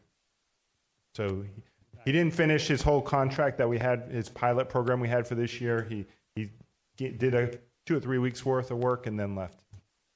So we're back to doing it 100% in-house. So we're doing 100% internally. Yes. Our ditch maintenance and rehab, again, those are costs associated with doing rehab, expenses we have with rehabbing our ditch. Our weed control, that's contracted services for our aquatic management contract. Our freshwater canal maintenance, again, that's our internal crew. These are expenses associated with maintaining our freshwater canal. Freshwater canal dredging, that is, I think, just upstream of the P1 Weir. We're dredging that canal west. That's underway right now, being completed. Then we have debt service. So we have various past loans in the current loan, and we have a future loan that's identified in 27. So those are payments on those loans. And then we have transfers to other funds for new equipment. So that's primarily in 25, we had new equipment as part of the loan purchase for some of the new programs. Moving forward, those are replacement items. So those are just dollars we set aside each year to replace equipment. And then you have the transfer to the MOC. Any questions on the stormwater? The transfer to the MOC is for their portion of the facility that they'll be utilizing, correct? Correct. Okay. So next we'll cover utility. And I know this was one of the most recent ones that council has seen, so I probably won't, and there's a lot of projects here, so I probably will go through this fairly quickly. And if you have questions, we can easily get into the specifics on those. But you can see there's various impact fees. There's water and wastewater, and those are shown in the first 2 line items. Then we have interest. We have the Old Kings Road Special Assessment interest that's collected that we talked about on that original loan. We have transfers for R&R, so those are the dollars from rates that are set aside for R&R enhancements. Then we had utility fund balance. So as part of the rate study, they contemplated having $8.5 million put towards those projects. It was really an R&R. The Kickstart program, we mentioned that in the Town Center CRA. So that's an incentive program of those impact fees that are due for those incentivized projects. And these are the impact fees that are due from that fund. So we show those revenues coming in. We had ARPA funding Old Kings Road Force Main projects that's under construction now. So you've seen that big pipe that's been bored along Old Kings Road. They're doing the tie-ins now, connection points. We do have some ARPA money from the county for a couple projects. We had the water project, and then we also have the wastewater project going up A1A. The first phase is Malacompra, and then there's a DEP grant through the county as well to continue that up to Marineland. We had state appropriations received for purchase of land for a RIB site. Then we had state appropriations for a system equalizer tank, and then some dollars towards AWT conversion. And then we have some debt proceeds. So we have, the first one is the SRF loan tied to our wastewater treatment plant 2 expansion, and I think there's $3 million and 26 for that. And then the balance of that is the proposed bond to primarily fund wastewater treatment plant 1 expansion, but it's also water projects, R&R projects, various projects that are identified in the CIP. Carl, real quick on the state appropriations, the system, the EQ tank, the 2,500. That's the state appropriations that we got from the state this year. Yeah, the 2.5 million. Okay. Correct. So as I look at this, I'm super interested to see when we can get that thing up and running. I know I talked about it with the utility director earlier this week, but that's going to give our citizens relief, from the water intrusion and flow, and give some relief also to wastewater treatment plant 1. Is it? Correct. Wastewater plant 1 is also going to have an EQ tank on site. Right now, we have started modeling our entire system for water, wastewater, and raw water and reclaim. We need to finish that and perform a master plan so they can help us identify what and where and how much, this should go. It could be maybe we just build a bigger EQ tank at the plant site. Maybe it's something on the spray field. It could be something within the city network of, we also, we need to own the land, and where is it best makes sense. We know the Old Kings Road Force Main project is really going to help. That P section where we do have those current issues, because right now it's restricted on getting over to the plant. So once that is complete and up and running, but that is a definite project that, is one of our top priorities. Okay, but right now it looks like, as far as execution, it'll be at least a year before we probably know what and where it can go. Okay, so for our citizens that are listening on this EQ tank and those that have been following this issue, it won't be until fiscal year 27 that we can actually get that thing up and running. Right. That's what I'm understanding. That'd be my best guess right now. We just don't want to place it in a spot. We want to strategically put it in the best spot that, throughout the system. So it supports the whole system. Got it. Okay. Thank you. Carl, these figures are based on a bond amount of how much? I think we take $3 million off of that. So it'd be $283,394 plus fees. So those are the capital portion that's the capital portion of the project, and then the fees for the bond are added on top of that. Okay.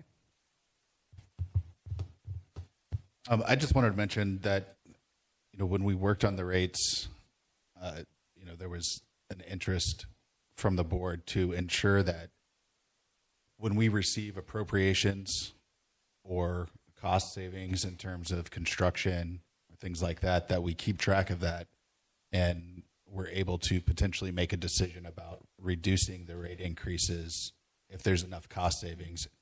Also, as you mentioned, reducing the bonding that's required if we're finding other sources of funds. So I just want everybody to keep that in mind going forward, that at least from my standpoint, there's going to be an interest in bringing this up at some point and capturing what those savings were, what the other appropriations we got, so that our citizens don't have to pay for it. Right. The AWT conversion was a project we did not fund because that was in the second bond. So those are not helping us in regarding the rates, but the system EQ tank would be. And then we have on the future debt proceeds, those are dollars potentially tied to future impact fee increases. So those aren't guaranteed revenue. Those are just identified on what we potentially could have in additional impact fees in the future. So you can see down that, so those are the revenues, and then you can see on the expenses, the utility R&R fund. We have more projects than we have revenue on. We have a lot of, we talked about this with the older projects. We have Water Plant 1 where we're wrapping up some pilot studies. We have an additional pilot study there, so a lot of work to do on Water Plant 1. We do have some additional work on Water Plant 2 as well that needs quite a bit of our rehab work as well. So our water system improvements, those are our capacity projects. So we're working on some current projects, Water Plant 2, ground storage tank and some other work. Then we have design that's underway at Water Plant 3 with future, the initial capacity would be funded by bond, and then the future improvement would be funded by rates in the future or impact fees. Wastewater capacity, you can see primarily a lot of those dollars, those big dollars you see there, really Wastewater Plant 1 expansion. And then transfer to Maintenance Operations Center. So again, you saw that earlier. In R&R, we are doing a little bit of work on the AWT, tied to the plant rehab right now. So this just goes a little further breakdown on the water capital projects.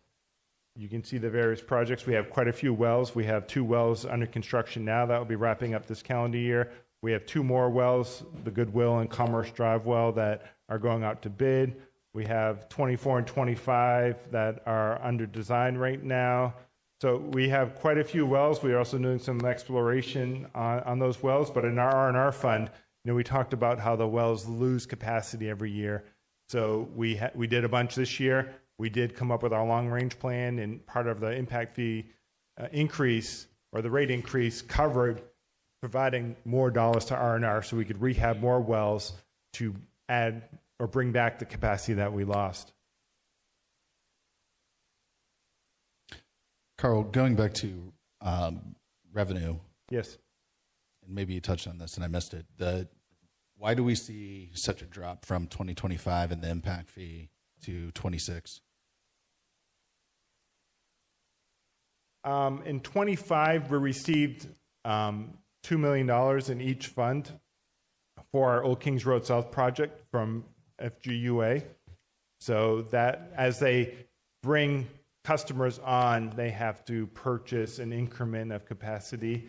So that was their initial payment. So that was some additional capacity. We also know permits are declining. So that, you know, you take off that $2 million, and then we're just a little bit less than what we collected this year.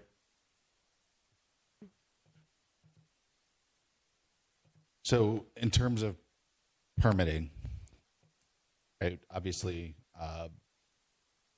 these impact fees we didn't adjust because that was done in the previous study.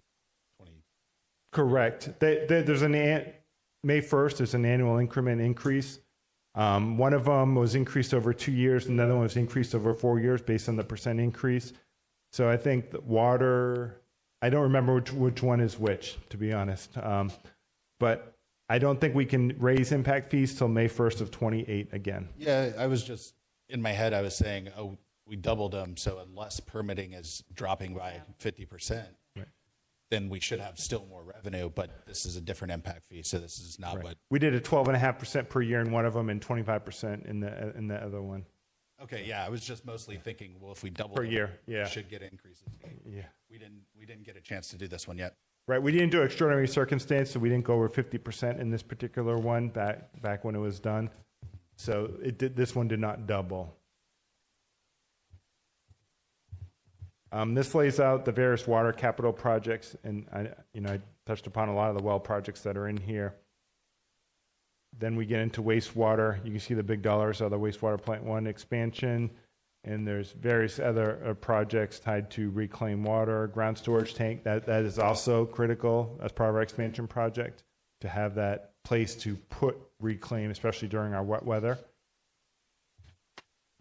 And then we have some of the various county projects, the ARPA-funded projects that we put in here as well. So that covers utility. Any questions on the utility? You had mentioned the ARPA-funded projects. So these are good because we've either contracted them prior to the end of last year. Is that the reason why they're still? Yeah, they have to be under contract for a certain date, and I think we have to spend the dollars by December of 2026. Okay. And then there's one of those projects, it's a DP grant, has a different timetable to it, the phase 2 Force Main along A1A. Carl, I've got a quick question. Yes. So as I think of us rolling into hurricane season, or we're in it, one of the saviors of water backing up, and I mean it backed up into people's homes, but one of the things that we were able to try to mitigate was it the 24 pump trucks that we had going around and pulling water out of the lift stations that didn't have any power to push water, or effluent into the system. And so when we look at contingency funding, do we have enough to cover down on that specific issue if we have to trigger and execute that contract? Yeah. I believe the pumping is part of the utility operating budget, and I do believe they do have some dollars set aside because we typically do some pumping every year. Okay. Just want to make sure as we go through this season and certainly. And depending on the event, some of that is reimbursable at the end of the day.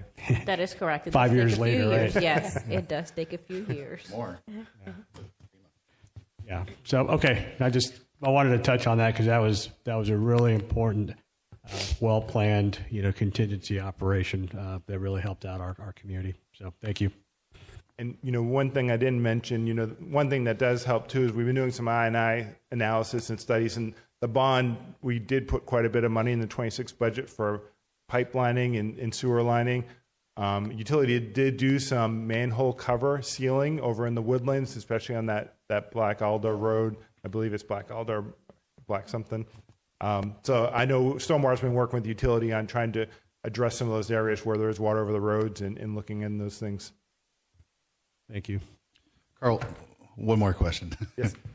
Since we're on the topic of projects, and you just mentioned pipelining, we had approved the Belterre North, I believe it's pipelining for stormwater. Is that correct? Yes.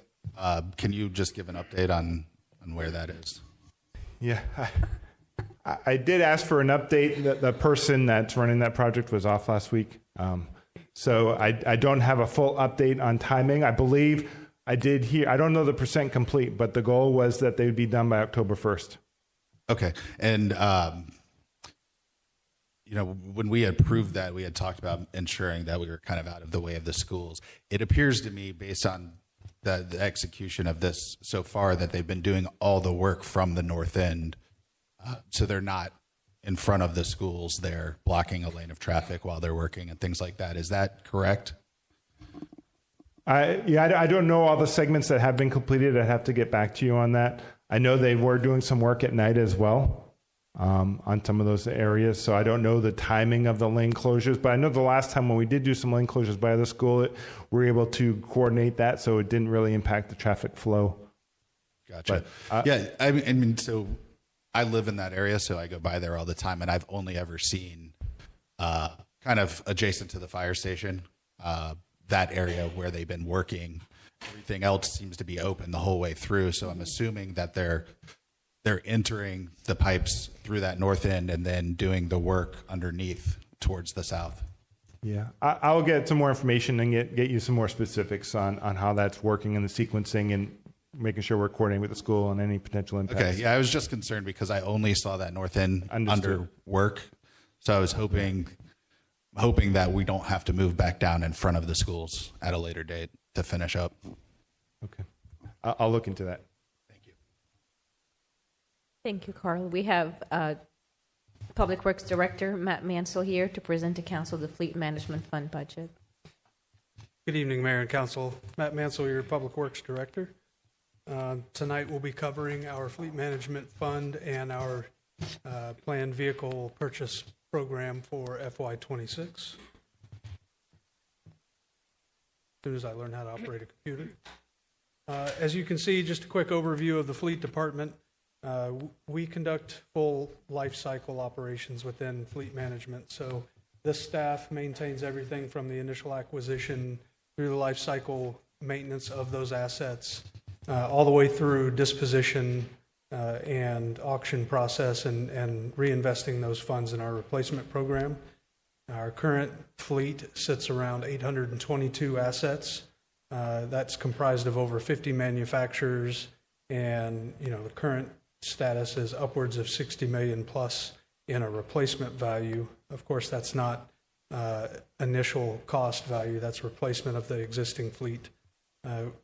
The workload is quite substantial, as you can imagine, so we average about 2,500 annual work orders through that fleet maintenance shop currently, and we're on track to exceed the 8,000 average parts issued through the parts department in Fleet Management. Matt, do you know off the top of your head how many assets you had last year and how many work orders you guys had last year?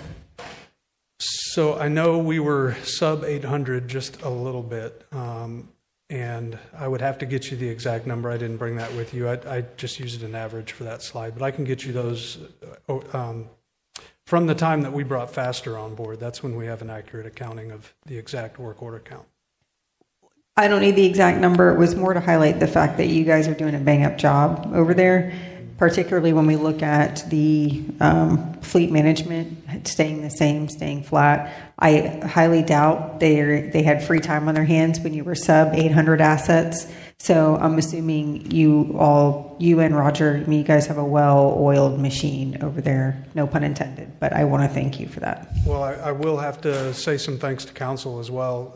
One way that we're able to do that is by maintaining our fleet replacement process, keeping the fleet fresh as possible.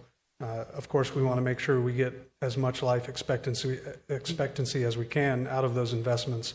But by keeping that fleet newer, we're able to leverage the residual value. We're able to leverage the warranty operations as well, and the support that provides takes some of the manpower requirements off of our staff. But we really want to say thank you for supporting us in those endeavors. So, and again, I will take the praise for the staff. They do an excellent job. Yeah, they do. And I'll get into a little bit of that. If you look into our position Hey, Matt, summary here, I want to pile on what the vice mayor said. Absolutely. You do it all with how many bays right now? 4?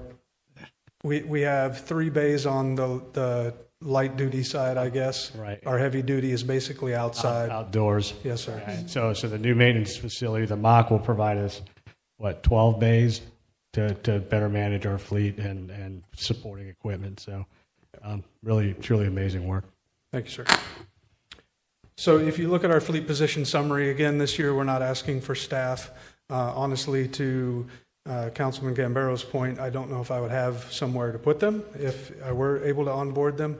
But I did want to provide kind of some metrics like I did with our other staff, right? So for fleet, we go to the Association for Government Fleets as kind of our professional organization and our standards.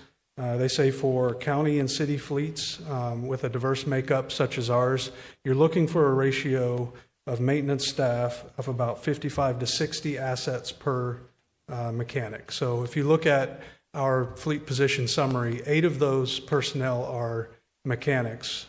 You could call it 8.5 because I can't keep my fleet supervisor out of the shop. But that brings us to a ratio of about 103 assets per mechanic. So if we were just to straight line apply, which I would never do, straight line apply that ratio to get us right-sided with the standard, we would need 14 mechanics. So, that would bring our total staff, I think, to quick math, right, 23. So, we're definitely not looking to do that this year, but just something, I'd like to put in the back of your minds as we continue to grow a fleet and our fleet becomes more complex. Additional staff in the future is probably a reality on the trajectory. So,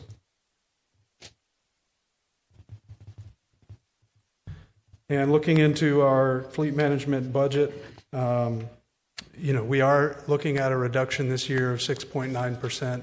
A lot of that does have to do with the capital purchase programs and the fluctuations in those costs. We do see a decrease in our operational expenditures, and again, that goes to the point of maintaining a newer fleet and leveraging the warranties, and then replacing them before they become problem children and end up staying within our shop too long. So this also, if you look to the effectiveness on the organization, this means that those assets are in the hands of the operators every day, able to make sure that they can do the jobs in every department throughout the city, whether that's utility, stormwater, or public works, our code enforcement officers, anybody that's using a city asset. We want to make sure that they have that asset at least a 90% vehicle and commission ratio, and right now we're able to maintain that. Sorry, I have a question. Can you, on the interfund transfer, maybe I missed it. Did you say what that was for? The $32.99. No, for actual 2024 is 1.2, and then we've got adopted 490, 1.9 for 2025. Those would be the revenues. Yeah. That is correct. So the interfund transfers on the revenue side that you see are new equipment purchases from the department. So it's an expense to the departments as a revenue into the fleet fund. The internal allocations, it's your existing fleet replacement and maintenance. Is there a reason why they're a separate line item? Yes, so your intra-fund transfers is the first time that the department is funding those. It is not on the replacement program, so it's accounted for as a addition to the department's budget. Let me try. I'm going to try to bail her out new- because I know new she's asset. not feeling well. So if a department purchases a new vehicle, it's the first time that they've had it. Say it's a new position that was funded, and that came with a pickup truck for that position. That item would be a new expenditure. It comes out of that department's operating budget for that year.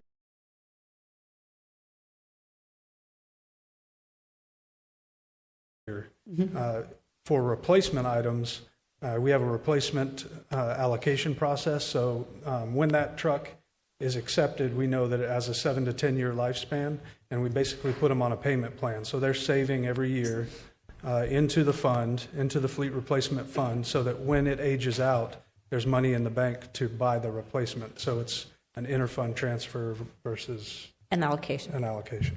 Okay, thank you. And you will see the adopted versus estimated capital outlays fluctuate a little bit on this as well. And that's really because the past few years' inventory challenges have been outrageous. And we've had to carry over, 2 or 3 year purchases in some instances. So like FY23 purchase might have been approved by council. It did not get delivered till FY25, then that money is transferred into the budget, and you see that on the capital outlay. So just to recap, so the internal allocations are the fleet replacement, Fleet replacement and fleet maintenance. and then primarily the interfund transfers are the first time costs for a new asset. That is correct. And this provides you an overview of our vehicle purchase as planned for FY26. So again, every asset has a life expectancy. We had 190 vehicles or assets this year that we inspected that had met or exceeded one of the milestones for what we consider the lifespan. So be that mileage or age. And that can fluctuate. Some mowers have a 3-year programmed lifespan because they're running 8 hours a day, 6 days a week this time of year. Whereas White Fleet, we target 7 to 10 years or 100,000 miles as the trigger point for inspection. Now, those are not hard and fast. So like I said, this year we had 190 assets that we looked at, and we're recommending 36 of those items for replacement. And not all of those are vehicles either. If you look at the breakdown of the list, some of those assets, like I know Fleet is replacing 4 of the mobile pillar lifts. Those are considered assets just due to cost and complexity. So those are on this as well. So I think we actually have between equipment and vehicles, that brings us to 32 assets that are physical vehicle type, and then some shop equipment on top of that. So if you break that down further, that's 9 White Fleet items that we're recommending replacement. That's regular pickup trucks and those types of items. And then we have 23 equipment items. That's everything from a mower to a vac truck and in between. Golf cart. Golf cart. I don't think there's any golf carts on Not this for this list. year. No, we do have a couple of Gator carts Okay. that are used for maintenance activities. And then in addition, there's 4 fire assets. 2 of those are what's called MIRVs. They're mobile emergency response vehicles. 2 going out, 1 replacing it, and then we're replacing 1 engine and 1 tower through the fire capital replacement program that we started this year. So. Matt, as you look at like the assets that you highlighted that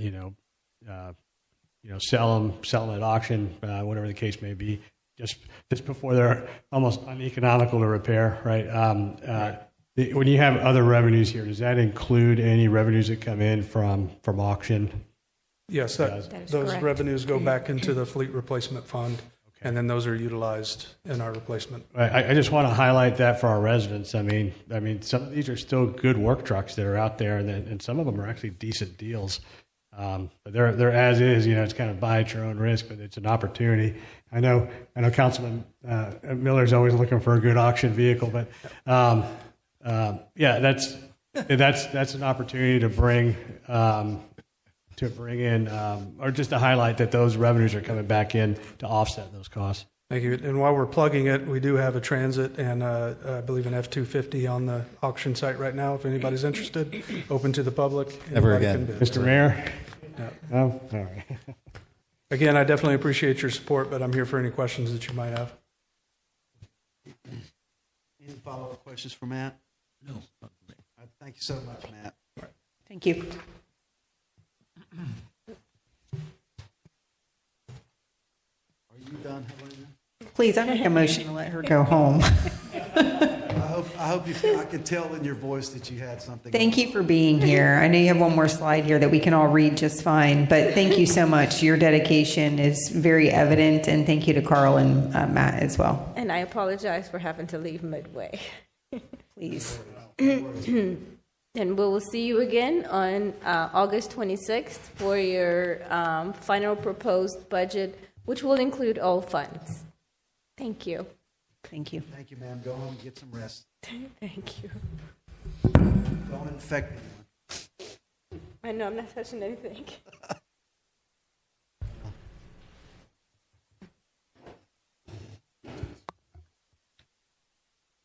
Mr. Mayor, Yes, sir. we still have public comment. Oh, I'm sorry. Anyone have any public comment concerning the slide presentations we were just? Yes, Ms. Chantel. All right. I heard a few times more projects than revenues to fund them. Okay. And also the impact fee, a lot about the impact fee. So help me understand. The impact fee is the impact on the growth of the city. And if that's the case, who funds that? Because I came to a few meetings months ago, and I heard the developers were supposed to pay an impact fee. So if they do that in one time, but the impact stays forever. When we have an increase of population, we have an increase of public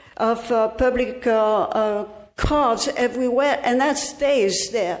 So who pays for that? Is that the resident? Does it come from our taxes? Or what is it about? And will there be enough impact fee ever to absorb the future growth? Thank you, ma'am. That's it, Ms. Chantel? That's it? Okay, thank you. That's it. Fine, thank you. No, you're fine. Yeah, impact fees, we're trying to increase them as much as we can, Ms. Chantel. They're not going to pay for everything. Impact fees do not pay for everything. And we have to absorb the growth. And I hope most of it is paid for through ad valorem, what you pay in for taxes. But it's not going to, we're never going to get to a point where impact fees pay for everything. And there's only certain projects it can pay for. It can't refit, refurbish, stuff like that. Well, in some cases, but it can't cover everything. There's only a certain percentage of impact fees. You don't need to come back up. But to answer your question, developers pay impact fees. Yes. We can talk after if you like, Ms. Chantel. Go ahead, Peter. Just for the record, the mayor has closed public comment and moved on to the next agenda. Oh, I'm sorry. I didn't think anyone else. We got a small crowd tonight. We're okay. We're family here. Yes, Mr. Russell. Yes, so I'm sorry. So good evening, Mayor and members of City Council. We're here to present the water supply facilities work plan, but on top of that, there's also, this is to be incorporated or amended as part of the comprehensive plan. When we were going through the comprehensive plan, I believe we mentioned to council that this is something that will have to be tagged on after the adoption of the comprehensive plan. The timing just did not work out that we could finish the work that was necessary for the completion of this water supply plan to be incorporated at the time that we adopted the 2050 comprehensive plan. And so that's why we are here at this time. And just to remind you again that even when we adopted the comprehensive plan, we had certain policies that referred to the need to update that comprehensive plan once we completed this analysis. And so, of course, I'll let my colleagues introduce themselves. Good evening, Mayor and Council. Peter Roussel, Utility Deputy Director. I also have Garen Hopkins here. Yep. Good evening. Environmental Coordinator. So, again, thank you for the opportunity for us to present this final water supply facilities work plan for the city of Palm Coast. This is a required part of our long-term planning, and it ensures that we meet the water needs for our growing community. This work plan helps us align our land use decisions with the availability of water and ensures compliance with our state planning requirements. It also integrates our planning efforts with the regional water supply plan. And in addition to that, what Pete just said, this plan also addresses that we provide a projection the city needs for at least a 10-year period, which we actually go above and beyond that. It identifies and prioritizes both alternative and traditional water supply facilities and sources of the water required to meet the future demands. It identifies conservation and reuse measures needed to project future demands. And it also allows development of our capital projects required to meet the projected demands for a 5-year period, also known as our 5-year capital improvement plans. The water supply facilities work plan covers the full utility service area, not just the city limits, and looks ahead 20 years to ensure that we have adequate supply and infrastructure in place. May I stop you? Sorry. Sure. Can you go back to the last slide for me? Thank you. So on the bottom there, you said supports annexation and development areas. Did you all anticipate a certain amount of annexation in doing this analysis? Yes, we did. Yes, we looked at the potential annexation and ones that already have been done in the past years and incorporated those numbers into our plan.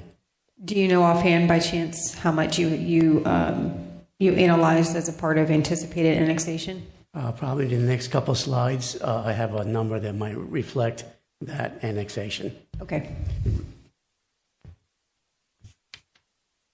So using the population data and development projections, we estimate future water demand and ensure we'll have the capacity to meet it. This includes all user types.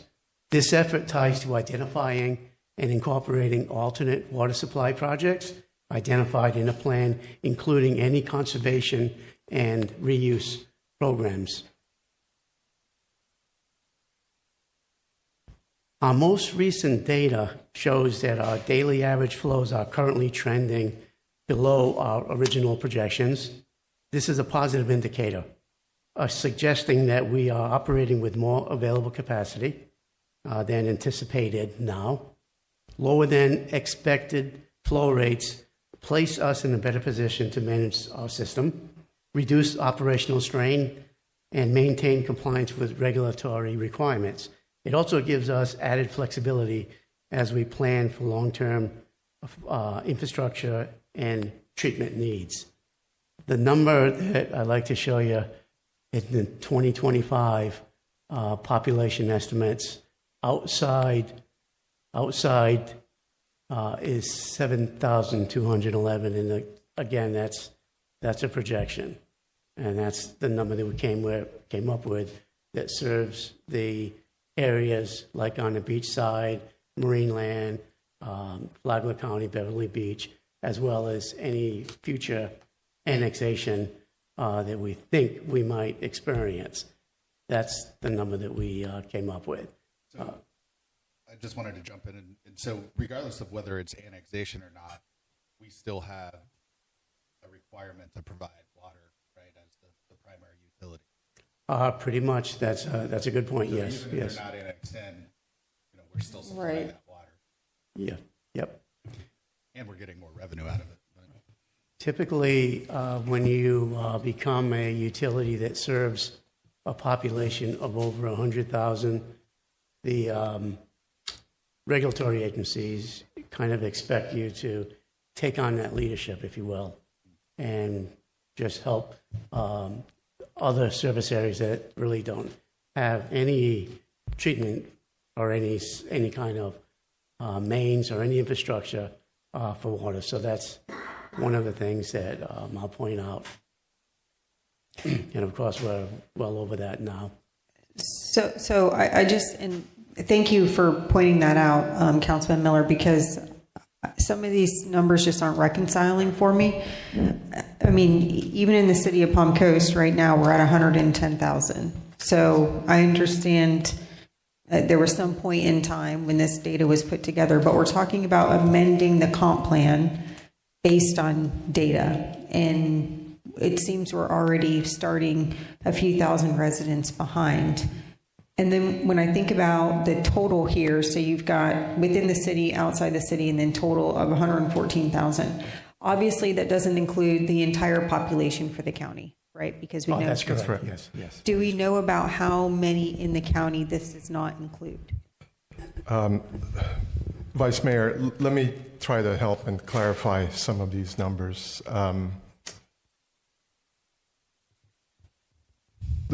The population you're seeing, we might be at 110, but this is based on a projection that was in early 2024. So it certainly didn't take into account the growth that might have been seen in 2024. And Bieber's going to release any day now, probably any second now, the projection for what would be the April 1, 2025 population for Palm Coast. It could be at this, or it could be higher. Again, these are projections. I want to clarify that the outside projections given here are the outside populations that are outside of the city limits, but are served by our utility system.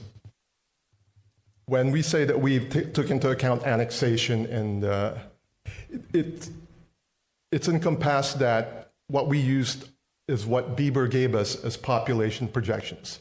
They gave us the pie for the entire county. Out of that county pie, the city took in, based on our historic share of what the population growth has been. That's what we used for the population estimates.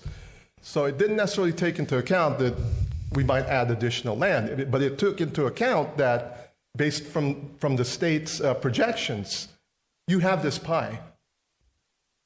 And you, Palm Coast, with our planning analysis, would take what we believe has been our historic share of that pie, and we take that as the population projection.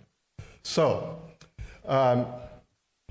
it could be that because those areas that are scheduled, that are in unincorporated, and so their share, yes, is in with Flagler County right now, but if they are annexed into the city, then they certainly become part of the city's population.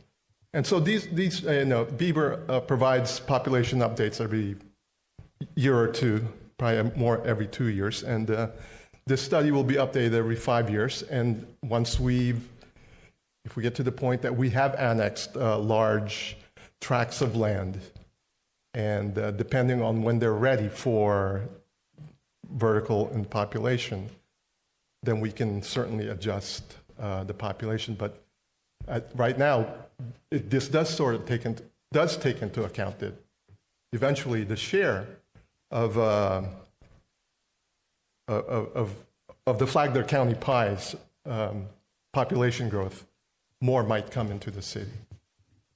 Okay, I only ask because, we're in the process of increasing our cup. So making sure that we've got the most accurate data as we move forward with that obviously is crucial. So just want to make sure that that's the most accurate data we have, and that's the information we're giving in order to take those next steps. Yes, ma'am, absolutely. We have these use the latest population projections from Bieber. Okay. Thank you. So to that point, just some quick Googling. 2020, Bieber, I believe, estimated somewhere 70,000 plus residents for Palm Coast. The census came in at 89,000. So there's a possibility that the Bieber estimates are not capturing the actual growth. I mean, obviously it's just an estimate because nobody's counting people. But just want to make sure, I don't know if there's a way to build in, potential for overestimating so that we're prepared. I don't know what that looks like. It's a little nerve-wracking because I feel like we're in this position. We're essentially asking for more water because we've piled on more people. So it's just a concern that we're maybe, I mean, we are taking steps obviously to fix the problem, but are we doing enough? In terms of population projection, I believe we're giving you the most reasonable. Okay. We certainly can't take into account policies or things that might happen that are outside the control of what the state has told us. This is going to be your population growth. Mm-hmm. Take your piece of it and use that for planning purposes, and that's how we use that in the comprehensive plan. Yeah, I understand that that's the standard, right? That's the data that you have to use to work with. I just want to make sure that we're prepared. And we are, since we do update this, and that's part of, and I'm now getting into, I'm going to step on the utility deputy director's foot at this point, and saying that when they do apply for a CUP, they have to update the projections and the demands from that population. So it's not done in absent of, this is not static. I think the Water Management District recognizes that population projections, they're accurate the next minute after you make them. Mm-hmm. Sure. Thank you. Well, So in addition to what we just talked about, I'd like to point out the finished water being 10.89. Our actual average flow rate from January 1st to yesterday was 9.6. So again, we were kind of under a little bit. So it's a little bit of a margin of safety there that will help us out. But we are in the midst of going for a CUP allocation increase. We just are working with our hydrogeologist, finishing up on some of the modeling. We made a little change to the modeling a while back where we're adding some additional capacity, some wells that we know that we have, and we're kind of working through that process now. That's why it was a little bit delayed. Okay, so just the alternate water supply information, some ongoing stuff, the use of the drinking water byproduct from Plant 3, from Water Treatment Plant 2 and Water Plant 3. The drinking water bypass from Plant 3, and it's blended with Water Plant number 1's raw water at a certain blended ratio. And this is considered an alternate water supply. And this particular project was done back in April of 2011. Since then, we've actually captured 2.6 billion gallons of water that otherwise would have been just discharged into an open water canal. Same thing with Plant 2. It's recovered through lime softening, followed by microfiltration. That's a high-level treatment system. And since March of 2015, we've saved 1.9 billion gallons. So those two added together, 2.4 billion gallons of water that otherwise would have been just wasted. And not only wasted, we would have had to pay for the effluent disposal and all the tests associated with that disposal program, which would be quite a bit of money that we saved. I just wanted to point that out. So the district really enjoys listening to us when we talk about this project, because it was a project that we came up with. For Plant 3 anyways. Plant 2 was an EPA requirement that we ran into with our discharge. Both projects eliminate the wasteful discharge of the drinking water bypass to surface waters and recover up to about 1.9 million gallons per day. We're currently within our permit limits, but as demand grows, and what we just talked about a little bit, we'll need to evaluate additional capacity or optimize existing systems through upgrades and conservation. The plan identifies infrastructure needs to maintain service reliability, such as plant upgrades, transmission improvements, and storage. These are all included in our CIP, as well as Wellfield that Carl talked about earlier, the brackish water development, all that exploration, and new CSA wells that he also mentioned that will be supplying water to Plant 1 in the very near future. Conservation remains a key tool in stretching our supply. Continued public education and use of reclaimed water will reduce demand on our potable system. This includes the indirect potable reuse, which we're nowhere there yet, and the aquifer storage and recovery projects. Pete, if I may, what's our current total cup for drinking water? I'm sorry, Councilman Miller, I missed that. The total cup, the total limit of water that we can draw. Oh, I'm sorry. The total limit is for the superficial aquifer, which that feeds Plant 1 and Plant 2, is 6.9 million gallons per day. The Floridan is 4.12, and the brackish water, which we haven't started using yet, is 4.5 million gallons per day. So currently, with our current systems, we can draw 11.82. Is my math good on that? Our current system, could you repeat that again, Councilman Miller? 11.82. Right now, we can actually. That's excluding the brackish, since we're not actually pulling any brackish. Correct. Yes, you're right. Yep. Thank you. Okay. Regional collaboration ensures we're all working towards sustainable water management. We participate in coordination meetings and share data with surrounding jurisdictions. This work plan is adopted as a comprehensive plan amendment to ensure it has legal standing and is incorporated into our long-range planning network. I had another question. I'm sorry. Sure.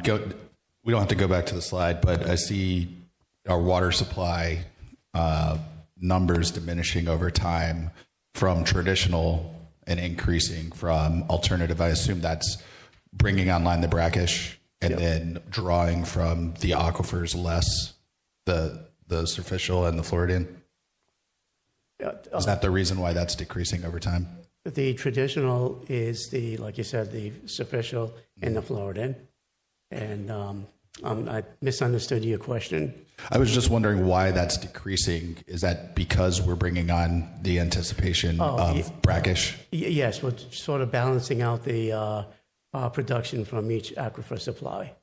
Okay, thank you. And again, it's a projection.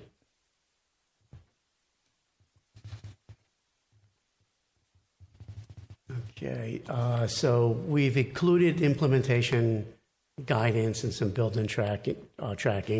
The plan will be updated as conditions change or new regulatory guidance is issued. We did conduct an aquifer performance test of brackish upper Floridan aquifer that was done quite a few years ago. The data acquired from these tests have been modeled to determine the feasibility of receiving an allocation of brackish water in the cup. And like I said, that's already been accomplished. The St. Johns River Water Management District reviewed the model and determined an acceptable allocation. That's the 4.5 that I was talking about earlier. And we are now in another sampling and analysis phase once the monitoring wells that you just approved recently are completed. Okay.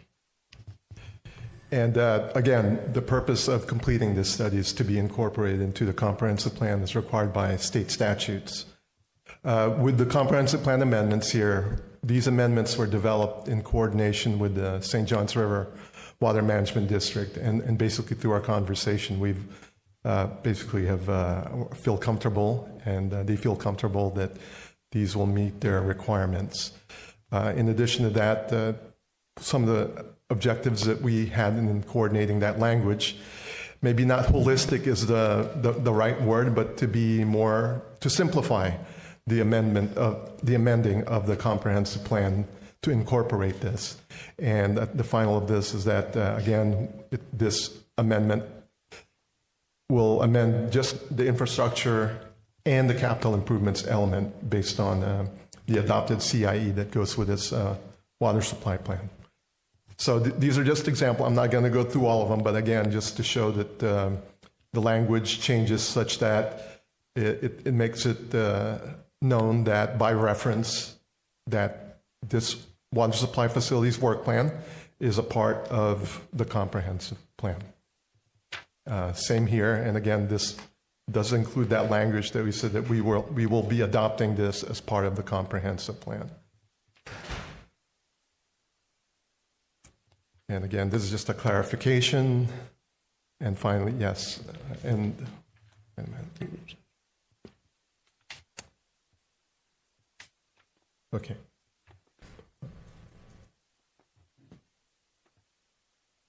I'm sorry, it seems to be skipping. Oh, here it is. And so again, just to summarize, these amendments are here to really coordinate growth projections and environmental sustainability. Again, it's statutorily required. It's been coordinated not just with the Water Management District, that is both the study and the amendments, and again, maybe for our utility folks to help secure future water supply funding. And so what is going on here? Anyway, so just to wrap it up with the next steps, we will come back to you at a business meeting to have a public hearing on the proposed amendments, and that's scheduled for next Tuesday. We will then go to the following night to the Planning and Land Development Regulation Board for their review and response. We'll need to transmit this amendment to the state agency for 30-day review, but as I mentioned, we've coordinated through the process of developing the water supply plan and the amendments. We've coordinated with the St. Johns River Water Management District. And finally, after that 30-day review, will probably be sometime around October that we will bring this back for adoption. Mr. Papa, let me ask you this. Going back to Ms. Chantel's question, and I kind of was off, I meant to say, impact fees don't pay for it, right? Impact fees pay for the impact of new growth. Yes, sir. But it doesn't. It doesn't in all. Impact fees cannot be used for maintenance. That's what I'm saying. For all these refit and all this stuff, where we get these bonds, that's why our rates are going up significantly in the next 3 years, right? Impact fees have a limited use, Mayor. Yes. Exactly. But why we've already submitted and approved our comprehensive plan. Why are we amending it for this specifically? Dumb it down for me. Specifically, why are we amending our comprehensive plan for this? Sure, because this has information that was not included as part of that transmittal. Although I will admit that the population projections that are part of this plan was incorporated in that comprehensive plan. If I was to dumb it down for you, this is a formality that we need to do to incorporate the water supply facilities work plan. The data that we have in this plan is consistent in what's already been adopted into the comprehensive plan in terms of population projections and the usage. Okay, so we're way back in the day when we had this whole go around. We got 19,000 houses in the queue, right? Mayor, I know that the people online want to hear you. Can you turn your mic on? Sorry, I didn't have my. I'm sorry. So, I'm sorry about that. I turned it off so I'm not bumping the mic and stuff. So we went back round and around about this. We have 19,000 houses in the queue, and all these improvements that we are paying for with our rate increase in the next 3 years, and these bonds that we're going to be paying on for 30 years, are only for the existing residents of the city. We narrowed that down. You guys scoped that down for us. It's not about the growth. It's about existing residents. So is this solely to increase our cup to say, hey, we can just keep building? Because that's not the case. Because we don't have enough water now, and we have 19,000 houses in the queue. So explain that to the residents of Palm Coast. I'm not quite sure how what's the question there, Mayor? Well, help me. We are amending the comprehensive plan again. We just finished it. We changed a few things. We submitted it. We transmitted it. And we just went through the rate increase. We're going to increase the rates on the residents up to 2029. And then we're going to go with the CPI on it. So what specifically does this do for our city? This amendment, or is it all about increasing the cup?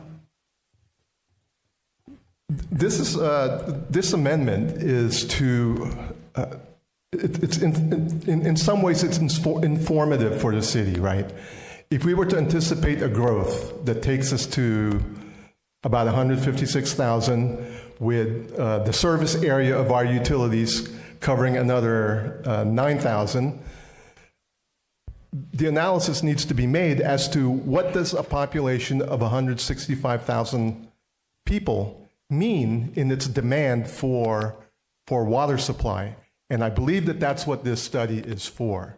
Does that mean having to amend and ask for more water? If you follow the population projections and based on the usage per capita, and if we were to continue on that growth, then the answer would be yes. But how are we going to get there?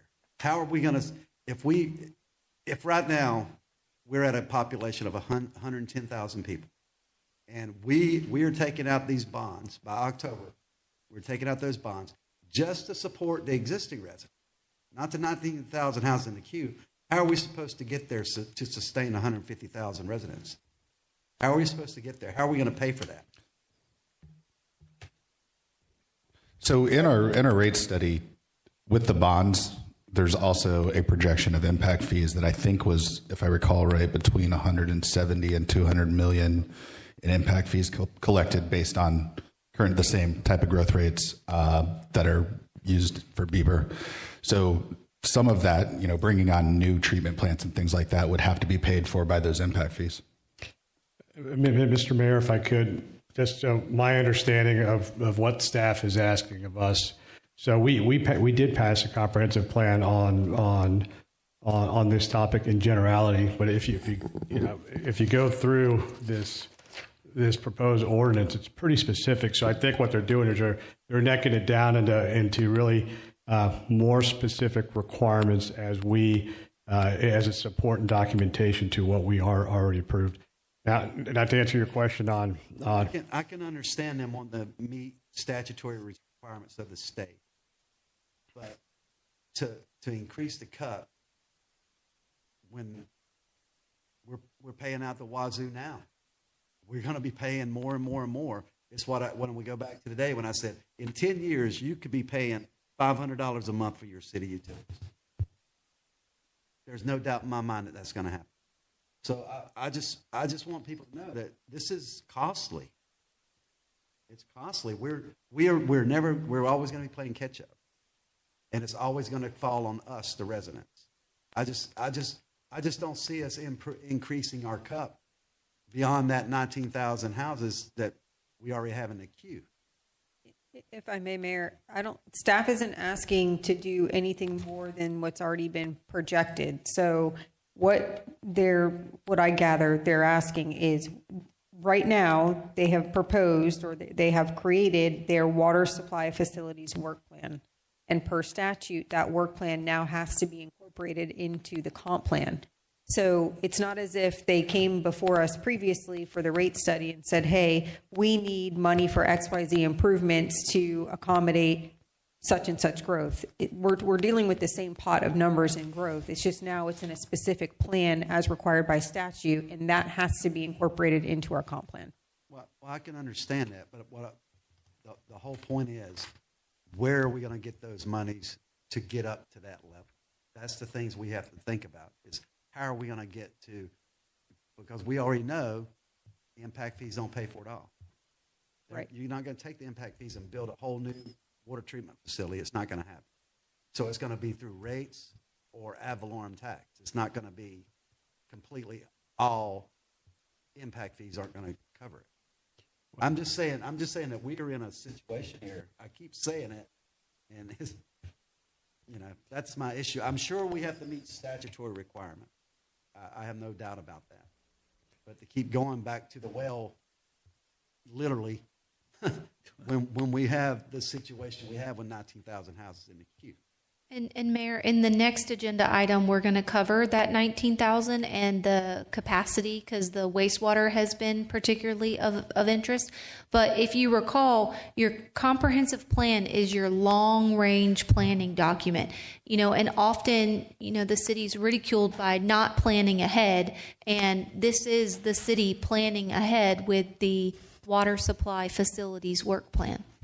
And Mr. Mayor, I would say we get a vote along the way, right? Because we approve the capital improvement plan to adjust for, growth that may come in, and to Councilman Miller and the Vice Mayor's concerns, do we have enough water to cover down on our residents, right? And so we still have a bite at that apple as we continue to go down the road. So to answer your question, how are we going to pay for it? We'll have to take a look at it as we move forward.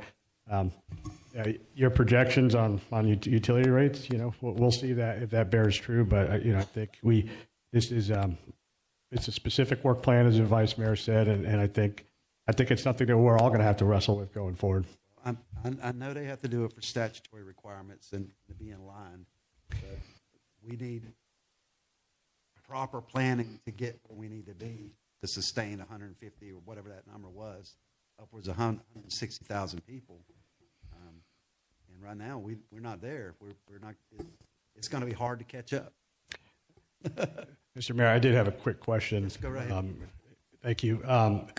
So, gentlemen, thanks for your work and your analysis on this topic. It's not easy work, and you've really got to. You've got to bring in your planning skills in with your operating skills on how things change and whether it's a brackish well or versus a deep well into the aquifer, things of that nature. In your analysis, as we look out and really kind of to some of the mayor's concerns, where are we going to get some of this water also to cover down? You have shown us previously in the map, this is where we're exploring, potential future wells and things of that nature. A lot of it's west, right? Kind of in Palm Coast 2.0 land, is it not? Yes, excuse me. Yes, it is. We have about 8,800 acres that we're exploring right now, and we've already plotted about 15 wells, actually a little bit more, but we paid for 15, and we'll end up with maybe a few more. And we're in a phase of doing some test borings, and they're out there right now performing those activities. It's part of the process. It's a step-by-step process, and we have to know what kind of materials, if it's clay or sand or coquina, that kind of a thing. So that's happening as we speak right now. The next phase, when that's accomplished, will be to do a feasibility test well, and that's a small 4-inch well, and we look at flow rates, we look at different aspects of how well that the aquifer will perform, and then after that, if all of that works out okay, we'll put in a CSA well, and then we have plans later on for the practice to potentially, and we're talking about this now, it's not carved in stone, but potentially put in co-locate on the same site a brackish well, so we'll have 2 wells on the same site, and we've already planned this out for Plant 3 in the Phase 2 wells that we're already using for the CSA wells. They'll be co-located. They'll have a brackish well right there on site. So that'll help with construction costs, infrastructure costs, because you'll be able to you'll have the pipeline. You'll be able to share a pipeline with the different wells. It'll be in close proximity of the plant for those wells that are already online. Okay, well, thank you. I just wanted to highlight for the residents, kind of in military terms, future ops. You guys are looking at potential sources. You're looking at where that's going to be. You have specific locations, and then you're going through the process to do the analysis to make sure that whether it's the Bieber or census or whatever term of reference we use, we have we're actively pursuing other sources to ensure that our community is Absolutely. covered. Yes, Okay. we are. Yep. Thank you. And I would like to hear from Carl because it looks like he has probably an important sheet of paper in his hand with some information for us. But I went back to the other presentation, and between now and 2030, it looks like the projections for impact fee collection between water and wastewater, Mayor, is about $100 million. Rough math, but that looks to be what the revenues are projecting. Yeah, I was just going to speak to some of the water capacity projects. As part of the impact fee study or the rate study that was completed, the GAP study, we did have water capacity projects. There are some that are funded with the bond, but we have quite a few wells and other capacity enhancements that are funded with those impact fee rates. So, that is the intent, is that those capacity fees are going to plan for that future capacity needs in water. So we did have that plan laid out for 10 years and identified the brackish expansion, those brackish wells, and additional source water for the capacity needs. Thank you. Any further questions? Continue on to the next presentation there.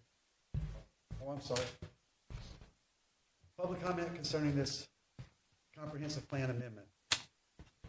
Thank you, Peter and Jose. Appreciate it. Don't go anywhere. You might have questions.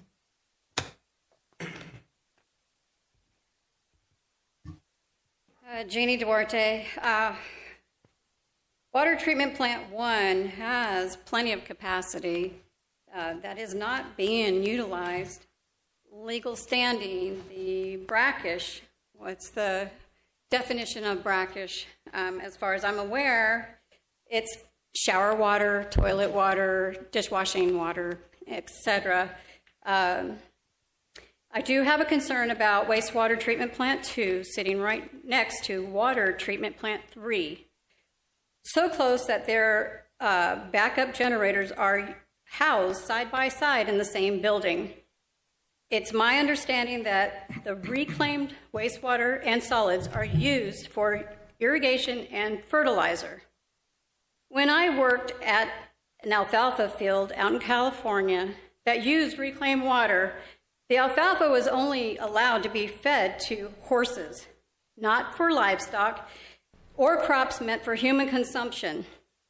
It is also my understanding that the future vision for these wastewater treatment plants are to reuse the reclaimed water by recycling it back into potable water or cup, however you want to put that goes into our homes.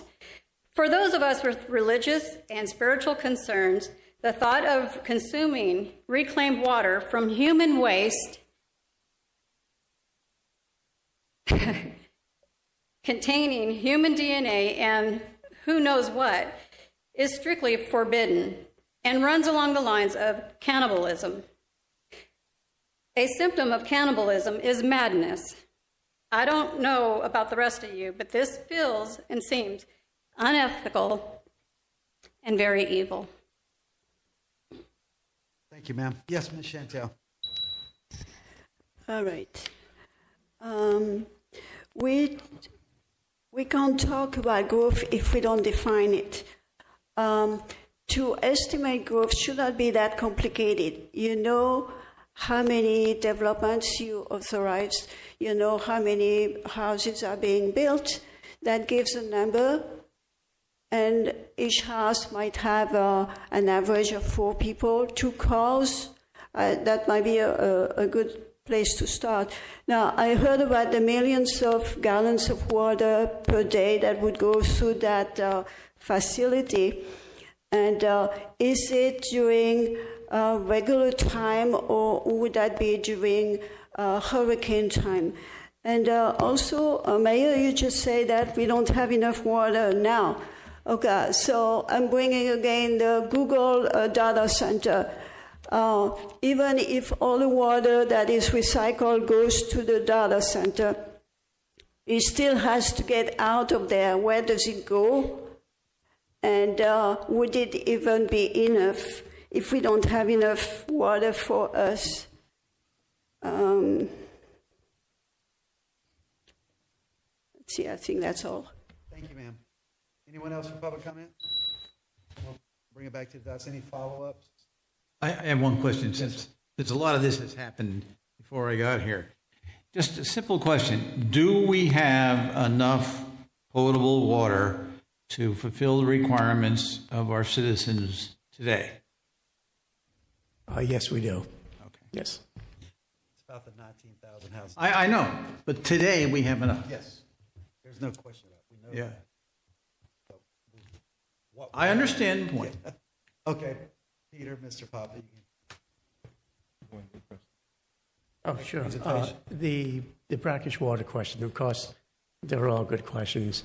But to define brackish water, it's, I believe, I haven't thought about this in a long time, but a brackish water means that it's a little bit saltier and it has a total dissolved concentration of, I believe, don't quote me on this, 10,000 milligrams per liter to 50,000, I think, okay, as opposed to a freshwater supply that has less than the 10,000 milligram per liter threshold of total dissolved solids, which consists of calcium sulfate, calcium bicarbonate, just chlorides, just the normal cations and anions that you would have in a, maybe a little like in seawater, basically, but less. Seawater has, again, don't quote me, 70,000 milligrams per liter of TDS, total dissolved solids. So that's kind of the definition between the two. It differentiates between freshwater that we use, that terminology, freshwater, brackish, and seawater. Yes, sir. So we're moving on to E3, about subdivision capacity and development. Yes, Mayor and City Council, as staff is getting ready for the presentation, just wanted to remind you, we discussed this presentation to be informative for you on understanding kind of what's changing in legislation. Unfortunately, our lobbyist, Laura Bomer, couldn't be here today, and so we moved that item to your agenda next week. But staff has a presentation to help understand the development approvals, the subdivision master plan, and all the associated requirements in your land development code, as well as talk through some of the capacity challenges and looking ahead at planning for our infrastructure for wastewater capacity at the end of the presentation, because we want to focus not only on residential, but also on those commercial and industrial projects that we have in the pipeline.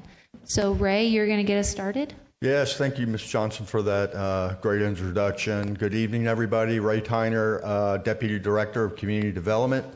This is hopefully, I'm very pleased that we're being able to present this presentation to you, and hopefully it's really informative to our citizens. We really want this geared towards our citizens.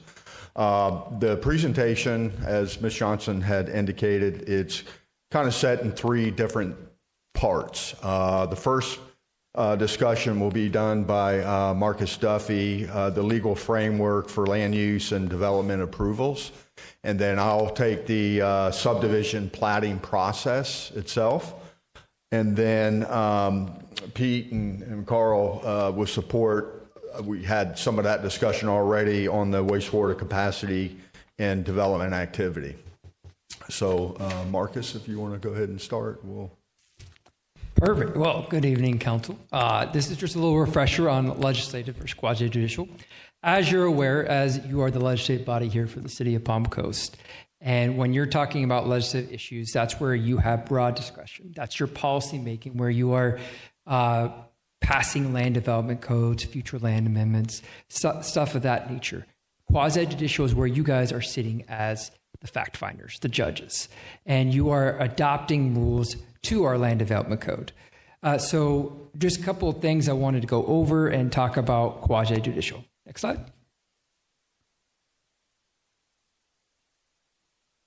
All right.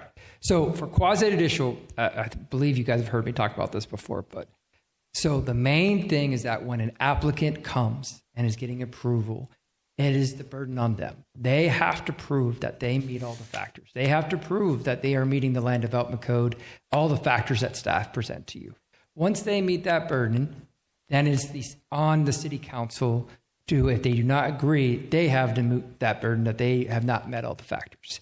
And the main thing that when judges look at these things, when towns get overturned for making quasi-judicial decisions, it is the competent essential evidence. I know you've heard me say this 1,000 times. I'm just going to try to refresh it for you tonight. But the main thing that you need to know is competent essential evidence is not based on an opinion. It is based on facts alone. And facts can be relayed from experts. It can be relayed on factual public comments. It can be relayed on staff reports, but it cannot be relied on legal arguments by attorney. It cannot be relied on by lay opinions from public comment. So next slide, please. So I went back and looked at some case law. These next two slides that I'm going to show you, these are still good case law that we rely on in the legal practice. But this first case is where there was an application for a special exception for the construction of an airport. The application was denied, and it was denied based on testimony from neighbors who felt that the airport would damage surrounding areas. There was 200 people that came forward, signed a petition against it. But the judge said that the evidence was decided in this case was basically on layman's opinions. And then when they say layman's opinions, is that there was no expert opinions relied on this. There was no actual facts that were relied. A lot of things that get towns into trouble is when commissions will rely on, oh, I read this online that this substance could come in that could give that could poison our water supply, that could give us cancer. They can't rely on those opinions. They have to rely on the facts that are before them. So the other, what I call is kind of like the money line from the judge in this case is that second to last sentence there, he says, it is not the function of the board to hold an election on the application. And what that means is that it is not the function of this board to go by public opinion, not to say, do the public want this or not. It is the function of the board to apply the land development code or the law and make the decision based on the facts that are presented before them. Next slide. So then here's another one. Marcus, I had a question about this. Yes. So this was specifically a special exception. Okay, so there's certain criteria that a special exception can be made, Yes, correct? So in that case, if they met the requirements of that special exception, you're saying that they can't deny it? They can't, yes, if they meet the requirements, then and there's no factual evidence that says otherwise. Yeah, then it would be on the board to say, hey, you would need to have some type of facts to say why you should not meet that. Then you are on the burden to prove, like the judge would be like, all right, they've met all the rules, they meet your land development code, they meet the special exception requirements. So please explain to me based on facts why they do not meet that special exception. And if you just go based off an opinion, you have no facts to support yourself, then you're most likely going to lose that case. Any questions on that before I move to the next case, though? So this is another case out of the 4th DCA. Again, asked for another special exception. It was an assisted care living facility, and it was denied because various neighbors testified that the proposed use would cause traffic problems, light and noise pollution, and it have unfavorable impact on the area. I highlight that because a lot of things that are told before these hearings saying it's going to affect my property value, it's going to mess up the traffic, and I won't be able to sleep at night. Those are opinions that are being brought toward those boards. When the case law that I have found, unless they actually have facts to support that, you can't rely on that. That's just an opinion. Now, I did give you an example about, in the case law, it said, factual public comment, where there's actual public comment that comes forward that gives you facts, firsthand knowledge that they can show you that that's reasonable for this council to rely on. But if it's not a fact, then if it's just opinion, you cannot rely on it, unfortunately. Next slide, please.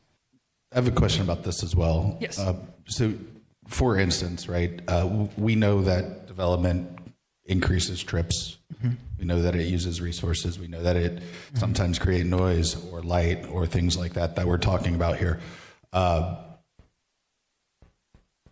do we capture that? And I guess my question is that, for instance, if the previous example had a factual basis to say it will create a burden upon a resident with light or whatever, then we could deny for those reasons as long as it's factual? As long as it is in your specific inquiry, as long as it is, when you're doing a special exception, you have to usually meet the factors, all right? Mm-hmm. And so usually, is it against public policy? Is it going to affect the local community? So if light specifically isn't a listed factor, then we couldn't use that as factual evidence if there was factual evidence, or? It would be, I think I appreciate you're getting into the weeds, but in your example, say in your fact specific question that light was an issue and light affected, it was going to blind traffic. So for some reason, by building that structure, it was going to blind traffic. That is something that, as long as there was factual evidence to support that, you guys could consider it. And so, in terms of things like that, does that mean that we have to fund a study to provide factual information? No. A lot of these times when these come... Where do the facts come from is what I'm saying. So the facts come... So it's like I talked about, you can rely on expert opinion. So expert opinion, staff. There's case law there that when staff presents their recommendation, that is considered expert opinion, and you can rely on staff's analysis. A lot of these times when these things come before you, there are other experts that the applicant will hire to do in these analysis and work with staff. Traffic studies are done. So the traffic study is done in the report. That's an expert opinion you can rely on. Saying the traffic is good, the traffic is bad, those are things you can rely on. Is that helping your question? Yeah, I guess the question is, where does that fact come when traffic is impacting residents? Sorry, so that I'm on the record here. When traffic, for instance, right, is impacting residents, say we know that there's going to be an impact, right? What threshold would then be considered a reasonable thing to deny based on increased traffic or whatever the case may be? Well, then that's where I think most of our land development code has those factors. It says how it does. I don't have it in front of me, but how it would affect the community. So based on service level, if it's tripping a certain level of service. Yes. Yeah. And that's also it's I'll use a word that we like to use is totality of circumstances. So you're taking everything into it's kind of like a kitchen sink. They're giving you everything. You have to review everything, the totality of circumstances, and decide, all right, based on the evidence that I've seen, the facts that I have been given to me, do they meet the burden? And if they meet the burden, then you have to have a factual response of why you think they're not meeting the need. Got you. I'm just trying to, and sorry for all the questions, but just trying to make sure I understand the tools that we have to use, properly, so that, if there's something like that, what do we need in order to deny? No, great questions. I appreciate the discussion. Do you mind if I step in for Of course. just a second? So it's important in my mind to look at two things as well. The fact that the list of items that we have to consider are factors, and it's always a weighing game, right? So you're weighing all of the factors. But also there's case law out there that says there's nothing that says that we as council people have to take off our common sense hat or our own basic knowledge hat and set all of that aside. So in other words, if we have a certain knowledge base or a certain common sense or a certain observation base that we make, we can rely on that too. We're not forced to completely set that aside and say, I have to put my general knowledge base aside and only consider what's in front of me. There's a lot of case law that uses phrases like, you're not forced to set aside this hat and only look at what's in front of you. So I just want to... Same as judges, that they can rely on their own personal knowledge. Correct, yes. Well said. So just to go back over about what I previously just talked about. So like when it comes to setting policy, your legislative needs, you have broad discretion.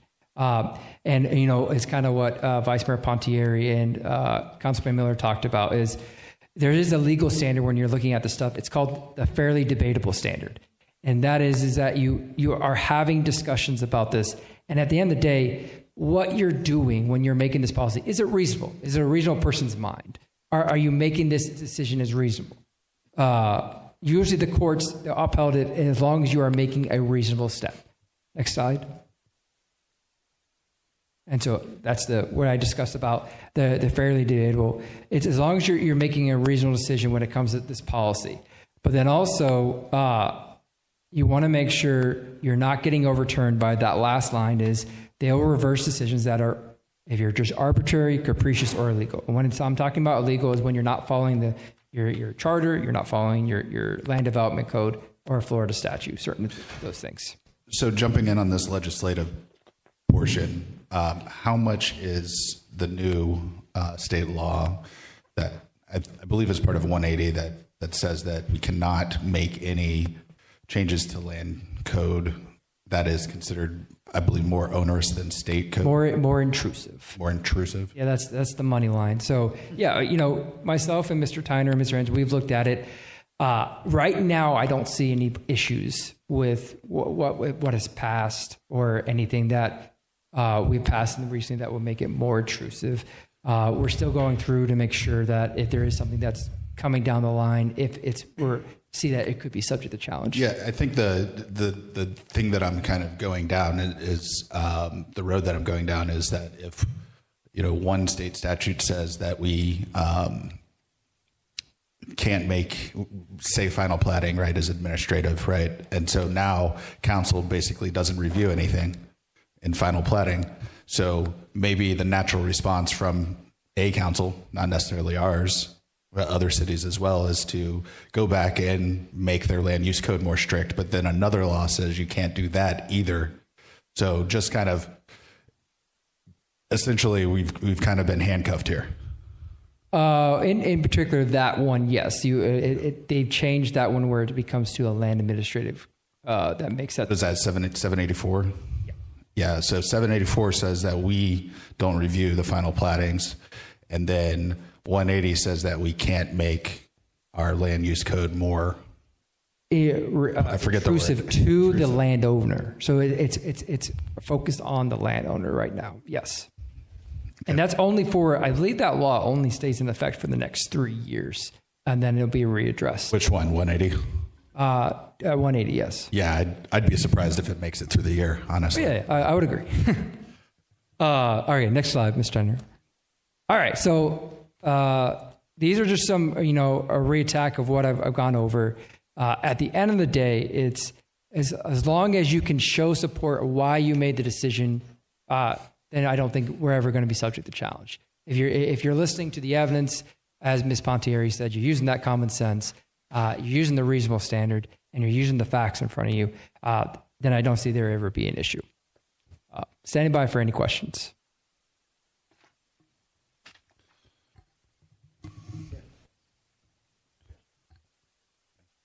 So if you're using your common sense and personal knowledge to draw conclusions that could be seen as opinion, then you can't use those. As long as you have a fact to support it, that's compensatory. So, I mean, if you have an experience that you can show, it's like, no, that's obviously not true. Now, I'm trying to say as general perspective. But as long as you have facts, at the end of the day is when, because I would be the one that would defend the city. If I'm drafting this brief to try to argue that, no, we did not violate anything, there was compensatory evidence, as long as you can just give my office facts that you relied on, and it's not public opinion, it's not some random thing out there that does not make sense. If you could show it as a fact that why you said it did not meet those factors, it did not meet the land development code, we will be fine. I had just one. Just in a lot of legal cases, precedent is the key. In other words, so that could also be a factor here. That similar case, like you already pointed out, similar cases could have a major impact on these kind of when there's a difference of opinion. If there's no difference of opinion and you're meeting all the requirements, it should be fairly straightforward. But I would think when it gets down to one that's going to be difficult, where it's a 50-50 and that kind of thing, I would think that precedent would maybe the key factor, and that's when you get in front of a judge, that would be a key factor, even though we were being reasonable. I think too. Well, I know our boards like ours are given deference, so judges respect that separation of powers, and we are given deference as the fact finders and as the policymakers too. So we do also have to keep that portion in mind, because that's a really important part of a judicial analysis as well. Yeah, that Ms. Pontier is correct. So generally, courts want to give boards big discretion, and they only want to step in when it is an egregious act that is, to my interpretation, so obvious that should not have happened. Capricious. Yeah. So, arbitrary and capricious, like Ms. Pontieri said. Slide. So, again, standing by for any questions. If not, then Mr. Tyner will carry on with his presentation. Thank you. Great conversation. I'm going to talk a little bit about the subdivision platting process. It is quasi-judicial. Okay, it's not a legislative action. So our subdivision platting process, when I talk about subdivisions, we're talking about some of these larger residential single-family developments, such as those at Sawmill on US 1. They go through this subdivision platting process. It's a three-tiered process. It includes the subdivision master plan, which is the first stage of that application process. Then we have part two is the preliminary plat. And then finally, the third process is the final plat of that process. Now, this takes, to go through this whole subdivision process, it could take up to 3 years or more to go through this process. It is a very long process to get through. I do want to talk about, we talked a little bit about our experts and providing that substantial, competent evidence. And a lot of times I think our citizens see our project manager that's giving the presentation for city council. You may see Estelle, who's here, maybe with Dennis Leap at the final plat stage. But that's not who's reviewing all of these, all of this information through this long process. We have a technical review team that have all of our experts on the different trades. We have a certified floodplain manager that will look at each and every one of these applications that come in to make sure that if they're in a floodplain, to get out of the floodplain, to follow the FEMA process to make sure we're not in the floodplain. They go out and do studies to make sure that we're not impacting the floodplain. And some of these studies itself can take over a year. They have to analyze it. They have to get a consultant who's an expert in floodplain, has to go through FEMA. We also have our stormwater engineer who reviews every single one of these plans that makes sure that it's consistent with our stormwater plans and our stormwater code. We also have the utilities. Every single one of these plans and application types, we have representatives from our utility department making sure that they meet our land development code, make sure that they meet all of our technical standards, the size of the pipes, you name it, flow valves and all those kind of details. We also have not one, but now we have two traffic professionals. We have Fong Nguyen that you have met and seen in the presentation, that every one of these applications, we're making sure that they meet our level of service standards when it comes to transportation, that we have appropriate ingress and egress, and our other traffic engineers making sure that operations are right, that the standards of stop signs, striping, and those type of things are met too. So we have 2 professionals actually looking at this. Not only that, we also require from the consultant side that they have to have a transportation planner that's providing the studies. They go out, they spend the money to make sure they get the traffic studies done, and then we have the experts that review their experts to make sure that they're doing it right.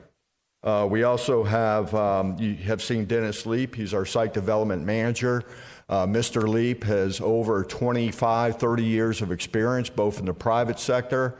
He is an engineer. He looks at every single grade that comes in on one of these subdivision plans, and that is tedious. You have 100 pages, you're looking at the grades, you're making sure the slopes are right, and those type of things.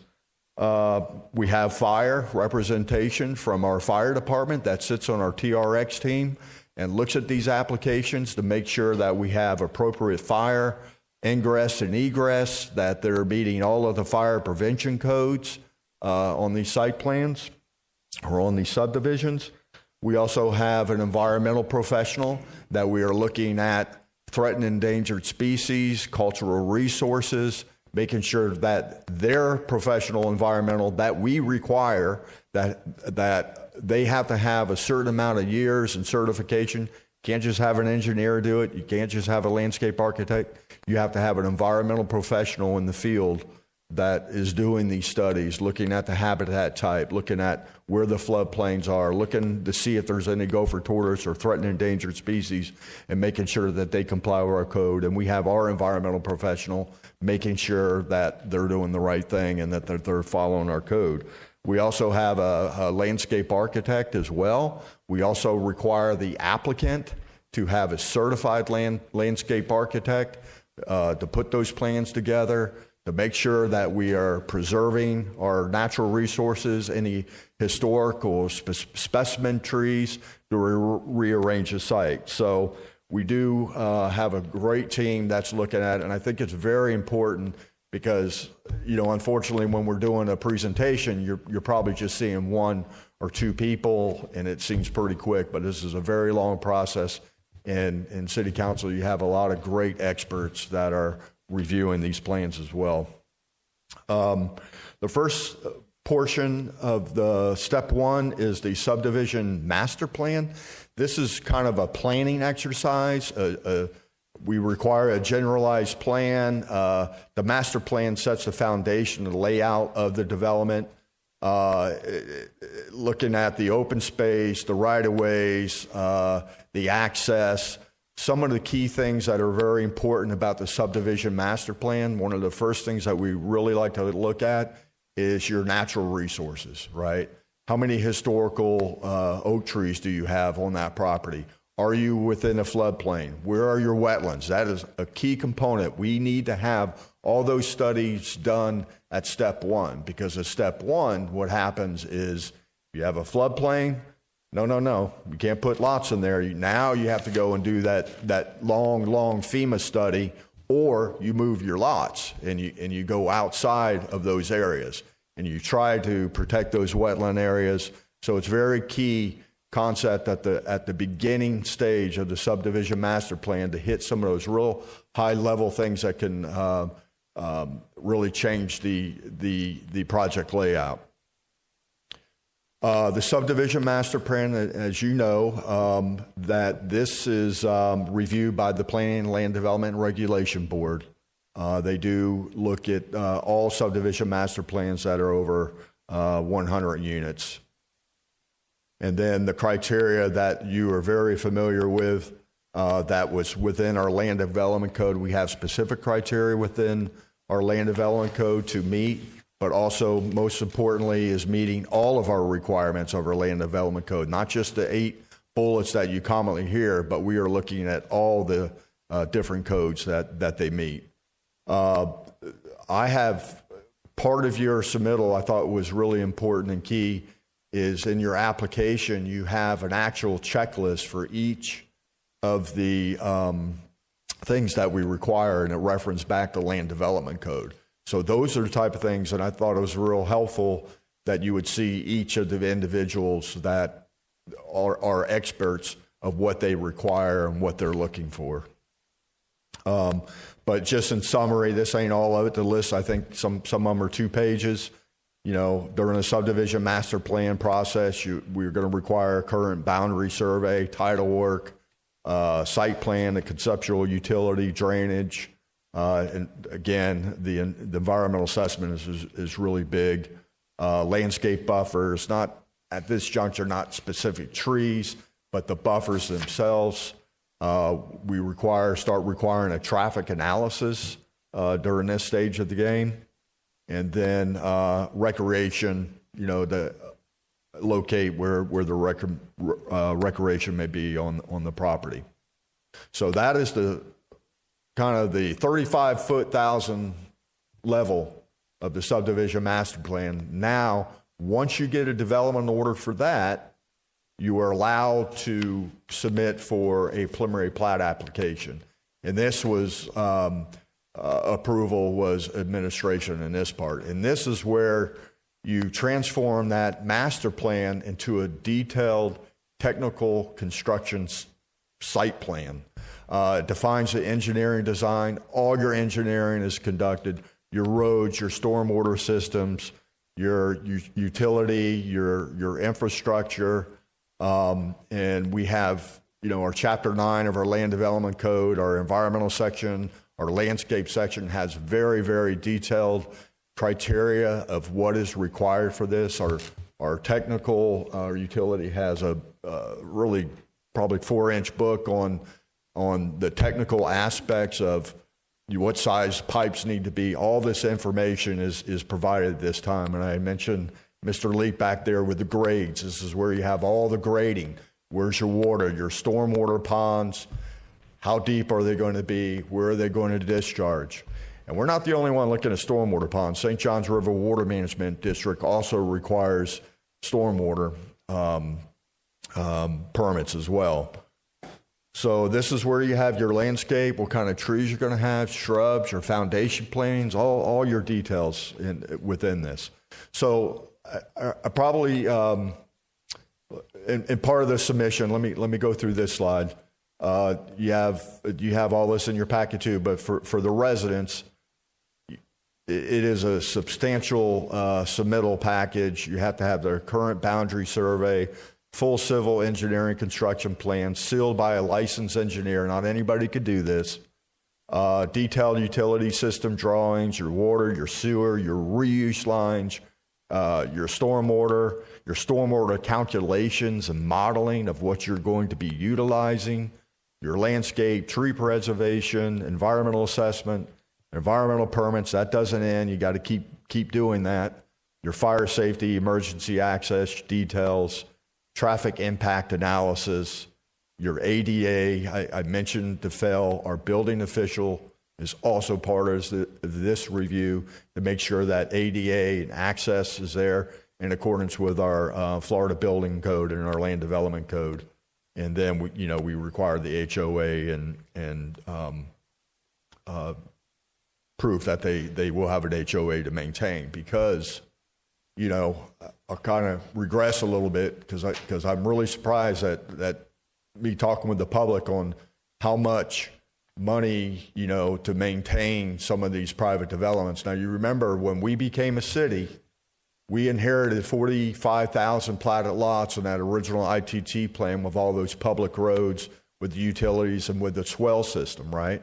Part of this preliminary plat application and part of our land development code is you're not doing a swell system anymore.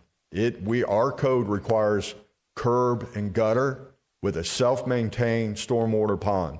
We are not going out in the future as the city and maintaining swells. We already have enough of those swells that we continue to maintain and will continue to maintain. Same thing with roads. I remember in 1998, one of the big reasons the city wanted to incorporate was that the county was not maintaining our neighborhood roads. You had grass growing through them. It costs a lot of money to maintain these roads. Any of these new developments, that's the developer's cost. The cost of building these roads. and the cost of maintaining these roads. The city is not going into the future off of Sawgrass, off of US 1 with these new developments and maintaining the roads in the future. That's done by an HOA, and you have seen City Council, we've had 4 or 5 of them already with the CDDs that are being established that will be maintaining all these infrastructure.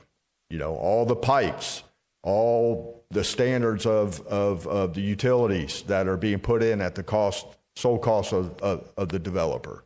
So I wanted that be known to our public because I don't think a whole lot of folks know that, you know, that we're maintaining this. These are all new development. All utilities are underground, you know, all that being privately maintained. And then finally, after all this is done with the review, and I will tell you how the review goes with the subdivision master plan and the preliminary plat, what happens is this. An application comes in, has to be a full, complete application or else it's going to be denied, you know. You have to have all that information. You know, we need the information. Don't you know, if you don't have the utility information, it's a waste of time for us to review that. So we're pretty strict on making sure we have a complete application review. And what happens is our technical team, our experts review this based on their experts, and we provide comments back to them, back to the applicant. And a lot of times on the first submittal, it could be quite extensive where they're not meeting our code of each of our experts that are here with the city on our technical review team. And then they submit back to us addressing those comments. Again, through this 3-stage process, this could go on for 2 to 3 years of going back and forth. So, you know, sometimes when we do bring a subdivision master plan or plans to city council, the residents should know that sometimes it has taken years for us, for your experts that you have, to go through back and forth with this applicant to make sure that we have reasonable assurances that these applications are going to meet the land development code. Me as a land use administrator will not take an application to planning board or city council if it doesn't meet the land. If we do not believe it meets the land development code, we will not take it. Now, every applicant has a right to move forward, and they can disagree with us. And every so often, they'll come forward, and you'll see staff recommend denial. But on the most part, we have gone through this process with them and will not bring it forward until we believe it meets the land development code. So step 3 is the final step. All the infrastructure is complete, or all the plans are complete, and most likely they have obtained a site development permit and have started that horizontal construction of the entire site. So for the final plat, it really is an exercise of just a demonstration of making the lots legal. It's a survey exercise. It has to meet state law. You know, Mr. Duffy's group is a big part of our review of our final plats. Our planning staff is as well. One thing that's unique about final plats is it requires a second-party surveyor because there's a lot of survey work involved of creating these lots of record. So the applicant has a survey, we review it, our engineers review it, but also we hire at the cost of the applicant. They give us the check at the end of the day, a second-party reviewer that makes sure that it's meeting state statute on that. So it really is a technical exercise at that point. And then we would also require, if any of the infrastructure horizontal construction is not completed by the time of the final plat, we would require a bond to be provided to that as well. So it really is a survey exercise. Make sure we're meeting state statute 177. And then once that plat is done and they meet the state requirements and the survey requirements, then it goes on a Mylar, it's signed, and then it's recorded. and then those property owners are then able to sell those lots of record. So, any questions on the subdivision process itself? Mr. Mayor, I've got a couple. Yeah. Thank you. So I just want to be clear, going forward with future developments, not ITT plots, that we're not, our code, it says we're not going to move forward with swales. That's correct. I just want to make sure that everybody out in the public understands that distinction, not the vacant ITT land next door. That's been already planned out. Okay. Yes, sir. What happens if we have a development that is not within that's being developed and is not within the city? For example, if they want to be annexed in after the fact, do we have any of those situations? I know we do with commercial property, but a development that was developed and constructed outside. I don't know. Have we had that situation? Well, my point is, how do we ensure that they follow this type of a checklist if it's not the case? So, if it's not developed, we have our water. We have our water area where we would serve. And that was done through the water wars way back in the day. So we have those areas that we know will be annexed. For example, the BJ's. Right. BJ's itself was developed within Flagler County, utilizing their land development code, but we had an interlocal agreement. We actually reviewed those plans as well. Okay. And so anything within our service area? Yeah, they are in our service area. Yes, staff that's right. And then you may recall that there's another commercial lot that they came in through an annexation petition, and you, City Council, requested that they bring their comp plan amendment at the same time and their zoning at the same time as the second read of their annexation. So they will be in here. They will follow our entire land development code once they get into the city. Where are they at with that, by the way? They're close. Yeah. Okay. Yeah. There's a lot of work they had to do. Okay. Well, I'm very comfortable with the checklist and the process. I just wanted to make sure that for everyone listening that we do our very best to bring everybody in and make try to make them adhere to our standards of process so that we're consistent across the board. So yes, sir. Yeah. Okay. Thank you, Ray. Excellent presentation. You're welcome.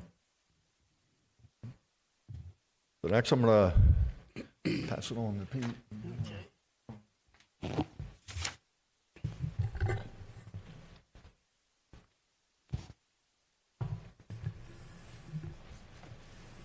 Okay. Good evening again.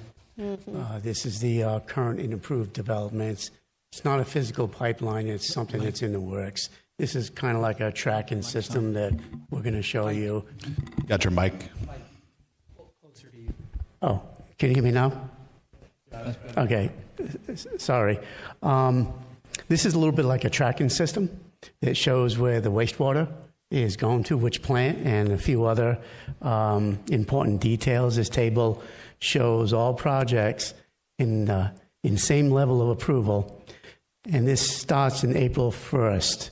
There are 18,883 dwelling units in a pipeline, either approved or being reviewed for some consideration. How quickly they are built or consumed has many factors, the largest being economical shifts. For example, in the 5-year period from 2008 and 2012, during the Great Recession, only 645 dwelling units were built in a city compared to last year when there were 2,036. Big comparison there.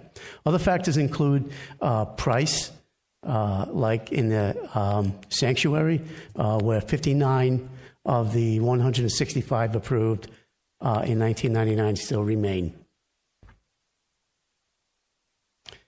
This table here illustrates where the pipeline dwelling units will flow to each wastewater treatment facility.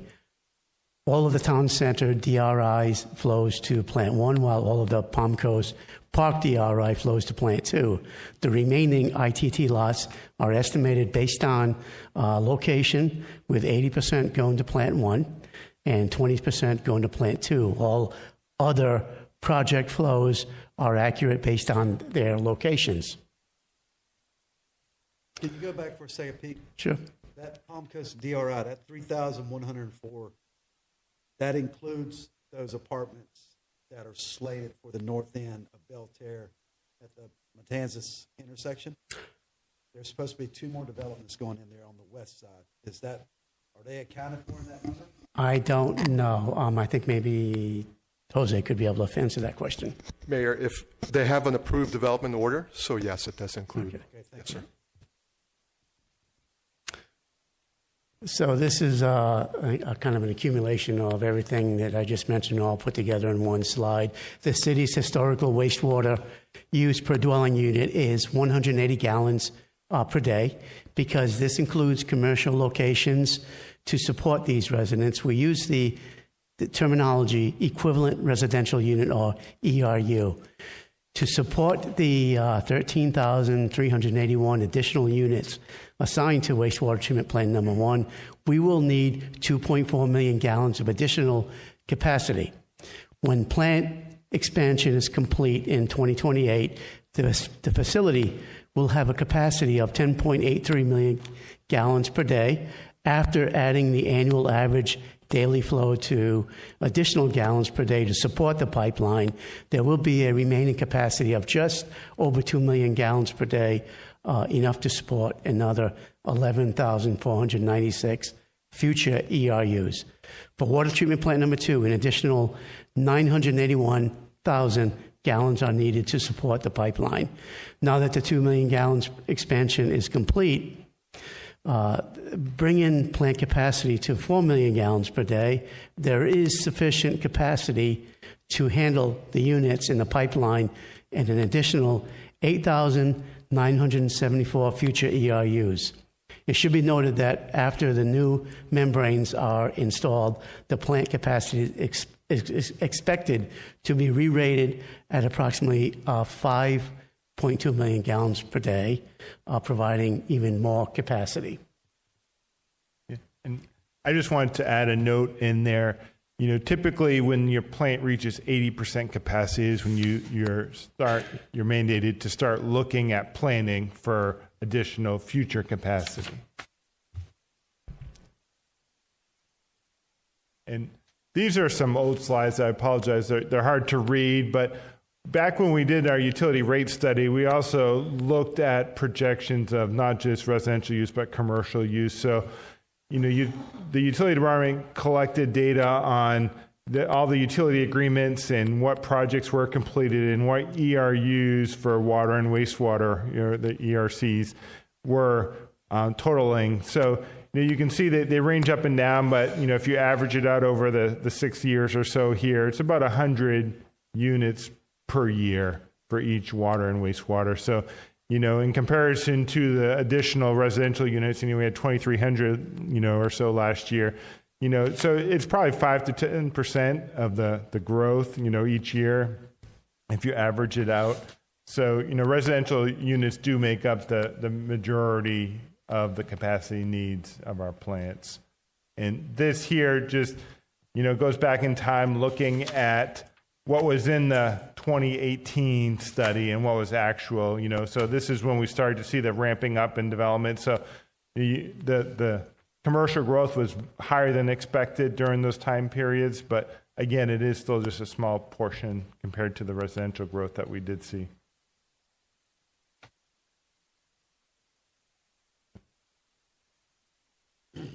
Any follow-up questions for staff? Yes, thank you, Mr. Mayor. So just to go back to that, the wastewater treatment plant slides. So what you're saying is that based on our capacity increases and the completion in 2028 of the expansion for wastewater treatment plant number 1, that we not only have enough capacity for the entitlements, but also for this 11,496 and 8,974. Yes. So that would be above. That's how it calculates out. And we're going to be doing a wastewater master plan soon. It might help us refine some of these numbers here, but these look pretty accurate. No, so this, I mean, to me, obviously we have a bunch of different things within the utility system that we're funding and trying to correct, but this to me, you know, paints a less bleak outlook in terms of capacity once we get through these expansions that we need to do. Can you go back to the developments and some level of approval process? Yes, this one. So where it says you're approved, is that the entitlement approval? So is that for the actual dwelling unit entitlements, those amounts? That's when they got the final go-ahead to develop? I'm sorry, Mayor. The year approved, that's what she's asking. Yes, so the year approved, looking at this, it looks like it's the date of, for Town Center and Palm Coast Park, the year of a development order was issued for that particular DRI. All other projects, that would mean that they came into the application system between those years. And of course, the remaining ITT lots, I believe it was like 1977 that the last ITT lot was platted. Okay, so I guess where I want to be very clear, all these units, they still have to go through the process, Ray, that you described. So the development orders list the entitlements. So in other words, however many dwelling units we have in that development order, this is permitted, this is the limit. That was done, obviously, a long time ago, but for most of these. For the ITT lots, they still would have to come before us for what prior to being able to start building? Nothing. Okay, so truly, the ITT lots could go in the ground tomorrow, right? But the ones in the neighborhoods, well, all other projects, are those still, what are those comprised of? Your regular multifamily neighborhoods, things like that? Yes, ma'am. So the 18,000 minus the ITT lots, those would be the number of units that are in some level of approval, either subdivision, master plan. Okay. They might have received their preliminary plat approval already, but there is a bullet point there, the second one. The number of units remaining with a final plat and technical site plan approval is 13,335. So if you're to equate an ITT lot being able to come in and get a permit and build tomorrow, the 13,335 is the number, not the 18, because the 18, again, would be in some level of development that might have just started. We have an application in our system that says, oh, I want to... that could include development orders that were issued, but nobody has ever followed. But only for multifamily. I'm sorry. If you're a multifamily development and you have received a development order for a technical site plan, then you're ready to go to a building permit by tomorrow. Okay, so the amount that could be moved on tomorrow if they wanted to is the 13,000. Yes, ma'am. Got it. Okay. Thank you for that clarification. Go to the next slide, please. Maybe not this one. Go to the next one. This is with all the upgrades once we get there. Or is this That's correct, except for wastewater treatment plant number 3, and I don't know if we're in the pipeline that's going to happen, but that is going to happen at some point. So there'll be another probably 2.0 million gallon per day wastewater plant down at the south end. But again, I'm not sure when that's going to take place. Right, that's outside our 10-year plan. Yeah. Pete, I know you're a technical guy. These numbers are based on once we do all the upgrades that we have in the queue. Or is this as of now? Because as of now, something's wrong. As of now, it's at the top. 2028 would be the 2028. To answer your question, yes. This would be after you approve the bond and we complete the expansion to 1. Yep. Okay. So the wastewater treatment plant 1 expansion would be what creates this number. Correct. Yes. Yep. Right. So then I think the money question is, at our current capacity, what are the dwelling units we have room for? currently without the 2028. We'll have to get back with you on that. I think that's important to know because, Yep. I mean, presumably, right, we always hear when you all come for the final plat approval, there's always a slide on whether or not there's capacity, obviously, and you all wouldn't recommend approval if there weren't, but that's no longer coming before this board thanks to Senate Bill 180. So, I mean, we came to consensus that we want you all to bring it to us just to keep us updated, but for planning purposes and as we look at this endeavor of our water and wastewater, I think it's important that we know and that the public knows at this point what are the ERUs at the current capacity that we have remaining and what does that equate to in dwelling units? Yeah, we'll have to come back on that. Well, so the total required capacity, to my understanding, that's with the pipeline, correct? Yes. And so we see that currently we have a shortfall of 2.4 on number 1 and about 1 million on number 2. I don't know what that equates to in terms of dwelling units, but You're plus on wastewater treatment plant 2 because we just expanded that plant to 4. okay, so it's hitting the 4 million now. Okay, so we're 2.6 over on 2, and then we're 2.1 under on 1. Correct. So we're close to break even as long as all the flows can be maintained. But that's not going to happen. So we still need some capacity on 1.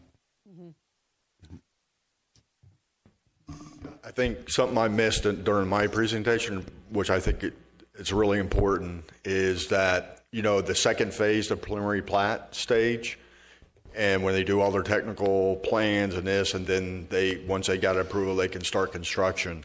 Well, part of that process is they're required to have a utility master plan, an utility agreement with the utility department that they calculate, how much money they're going to pay, what the usage is going to be, and those type of things. So if there was not capacity during that process of the game or that stage, right, then we would not issue a development order because that's a requirement of the development order that they have those agreements with the utility. And whenever we issue those, we're reserving capacity, right, to keep track of what we've already. That's right.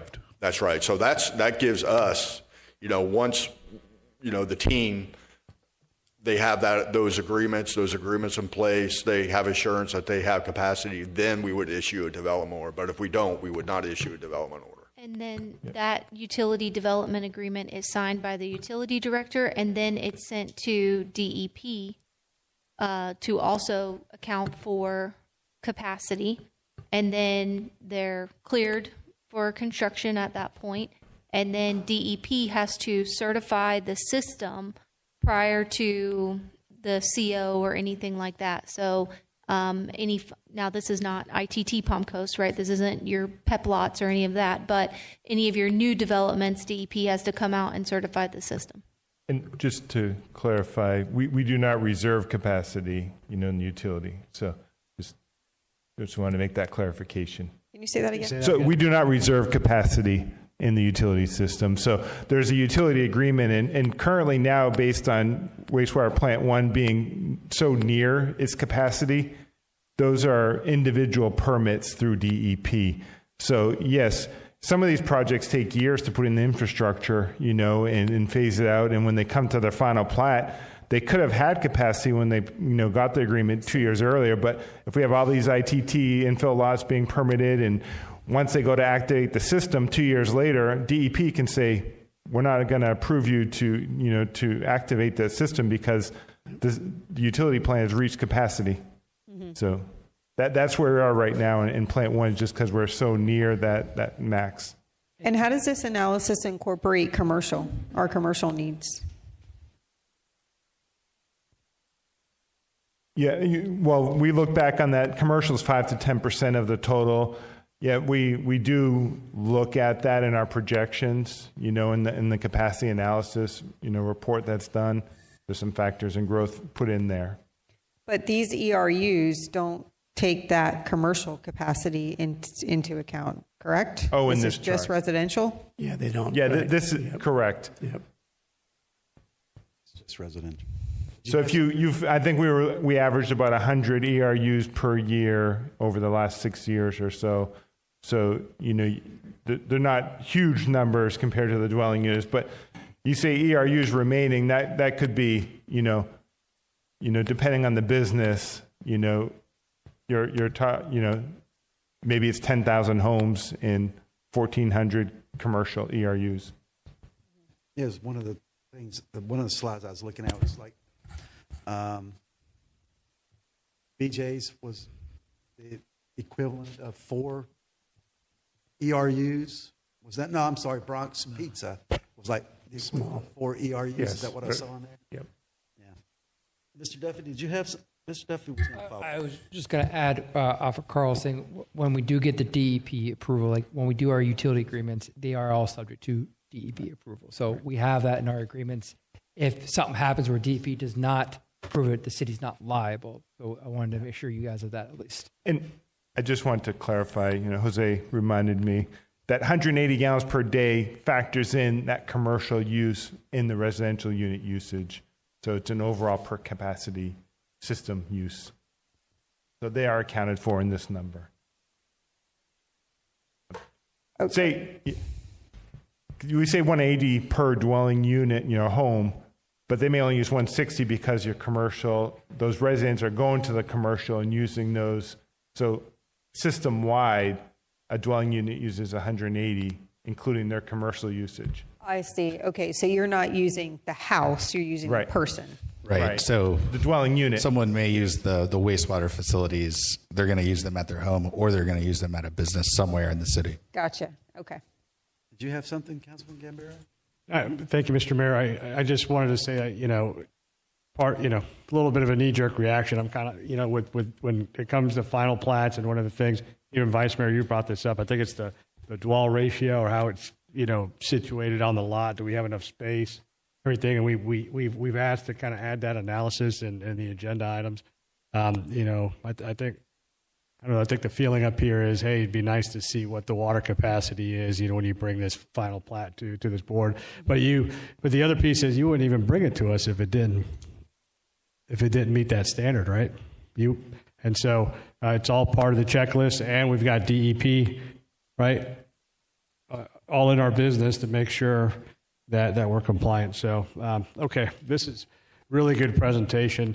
I think these numbers, these last few slides are really important. And I don't know, Council, I think this is something that maybe we should post and communicate, because it lays out, and addresses some of the concerns that our residents have. I think this is a really important communication piece. To add, as the Vice Mayor says, to the money slide collections that we think it's important to capitalize on and make sure we're transparent about. So, excellent presentation, really good discussion. That's all I have, Mr. Mayor. Thank you. Anyone else have any follow-ups? No, thank you guys very much. We'll open this up for public comment. Anyone have any public comments? Seeing no one come forward? Oh. I'm just messing with you. I'm messing with you guys. That was Yes, ma'am, predictable. Ms. Chantel. Okay. One of the questions I have here is, knowing that our infrastructure can't sustain the growth, and I'm not talking only about water, but the roads and all that, how do we stop the building applications? And I heard the legal presentation, and I think it's a dangerous approach, because if only experts, their studies, their proof go well, that erases the opinion of the local residents. So the city council, you also have opinions, you have gut feelings, you have opinions, and shouldn't you work without fear of the judges? Why would a judge who doesn't even live here have more power than the decisions you take? And why would we need substantial burden of proof to cancel a project? That really bugs me. And those are projects that residents don't want, by the way, and they will have to pay for the long-term effect. Thank you, ma'am. Yes, ma'am, Ms. Duarte. Jeannie Duarte, I want to take us down memory lane for a moment. October 2024, our vice mayor, she was holding up in a meeting, 4 hours and 15 minutes into a meeting, about the DRIs for Loop Road, Western Expansion, $115 million, where she claimed that she didn't expect a paycheck back to the state for those funds, but she did expect infrastructure. What is going on with that, and why are we still using those allocated funds from the state for current uses? Those funds should be reallocated, taken back, and proposed for wastewater treatment plant 1. Nothing should be going on with the westward expansion, which I see is still moving forward. Nothing should be going on with it until wastewater treatment plant 1 is complete. Wastewater treatment plant 2 happened very quickly. Even the residents that watch you guys closely didn't even realize it had been brought to completion. So those funds, that $115 million or whatever it is at this point, really needs to be reallocated somehow, some way, to get that wastewater treatment plant 1 completed. Thank you. Thank you, ma'am. Any further public comment? Seeing no one come forward, I'll bring it back to the dais. Any follow-up from the council or city manager? Nothing? Okay. We can talk offline, Jeannie and Miss Chantel. We're trying to close this out. Our last public comment. Anyone have any closing? Miss Henry, do you have anything to say? Any final public comments? Daniel, you got anything? Steve's got something to say. Come on, Steve, what you got? I want to say that, this is Steve Carr. I want to say that I appreciate what the city has been doing with looking at some of the sewers and wastewater over on Florida Park Drive, and they've got teams over there working on it. And I just want to say thank you. Thank you, sir. With that being said, we'll close out public comment. We'll bring it back to the dais. I don't think we have any. Thank you for that, Steve. Discussion matters not on the agenda by the city council. Any members of the council have anything? Closing comments? I don't have anything. I'll be very quick. I just want to congratulate Chief Barry Hill on 2 decades with our fire department. Thank you for your service, sir.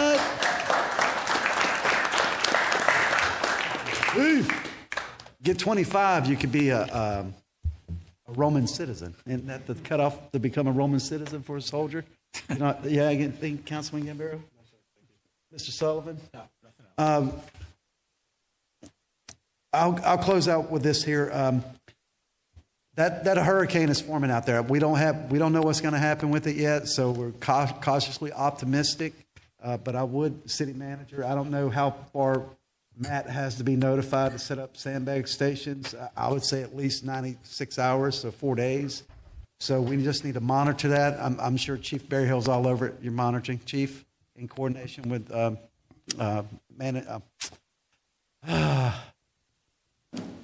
guy over at county.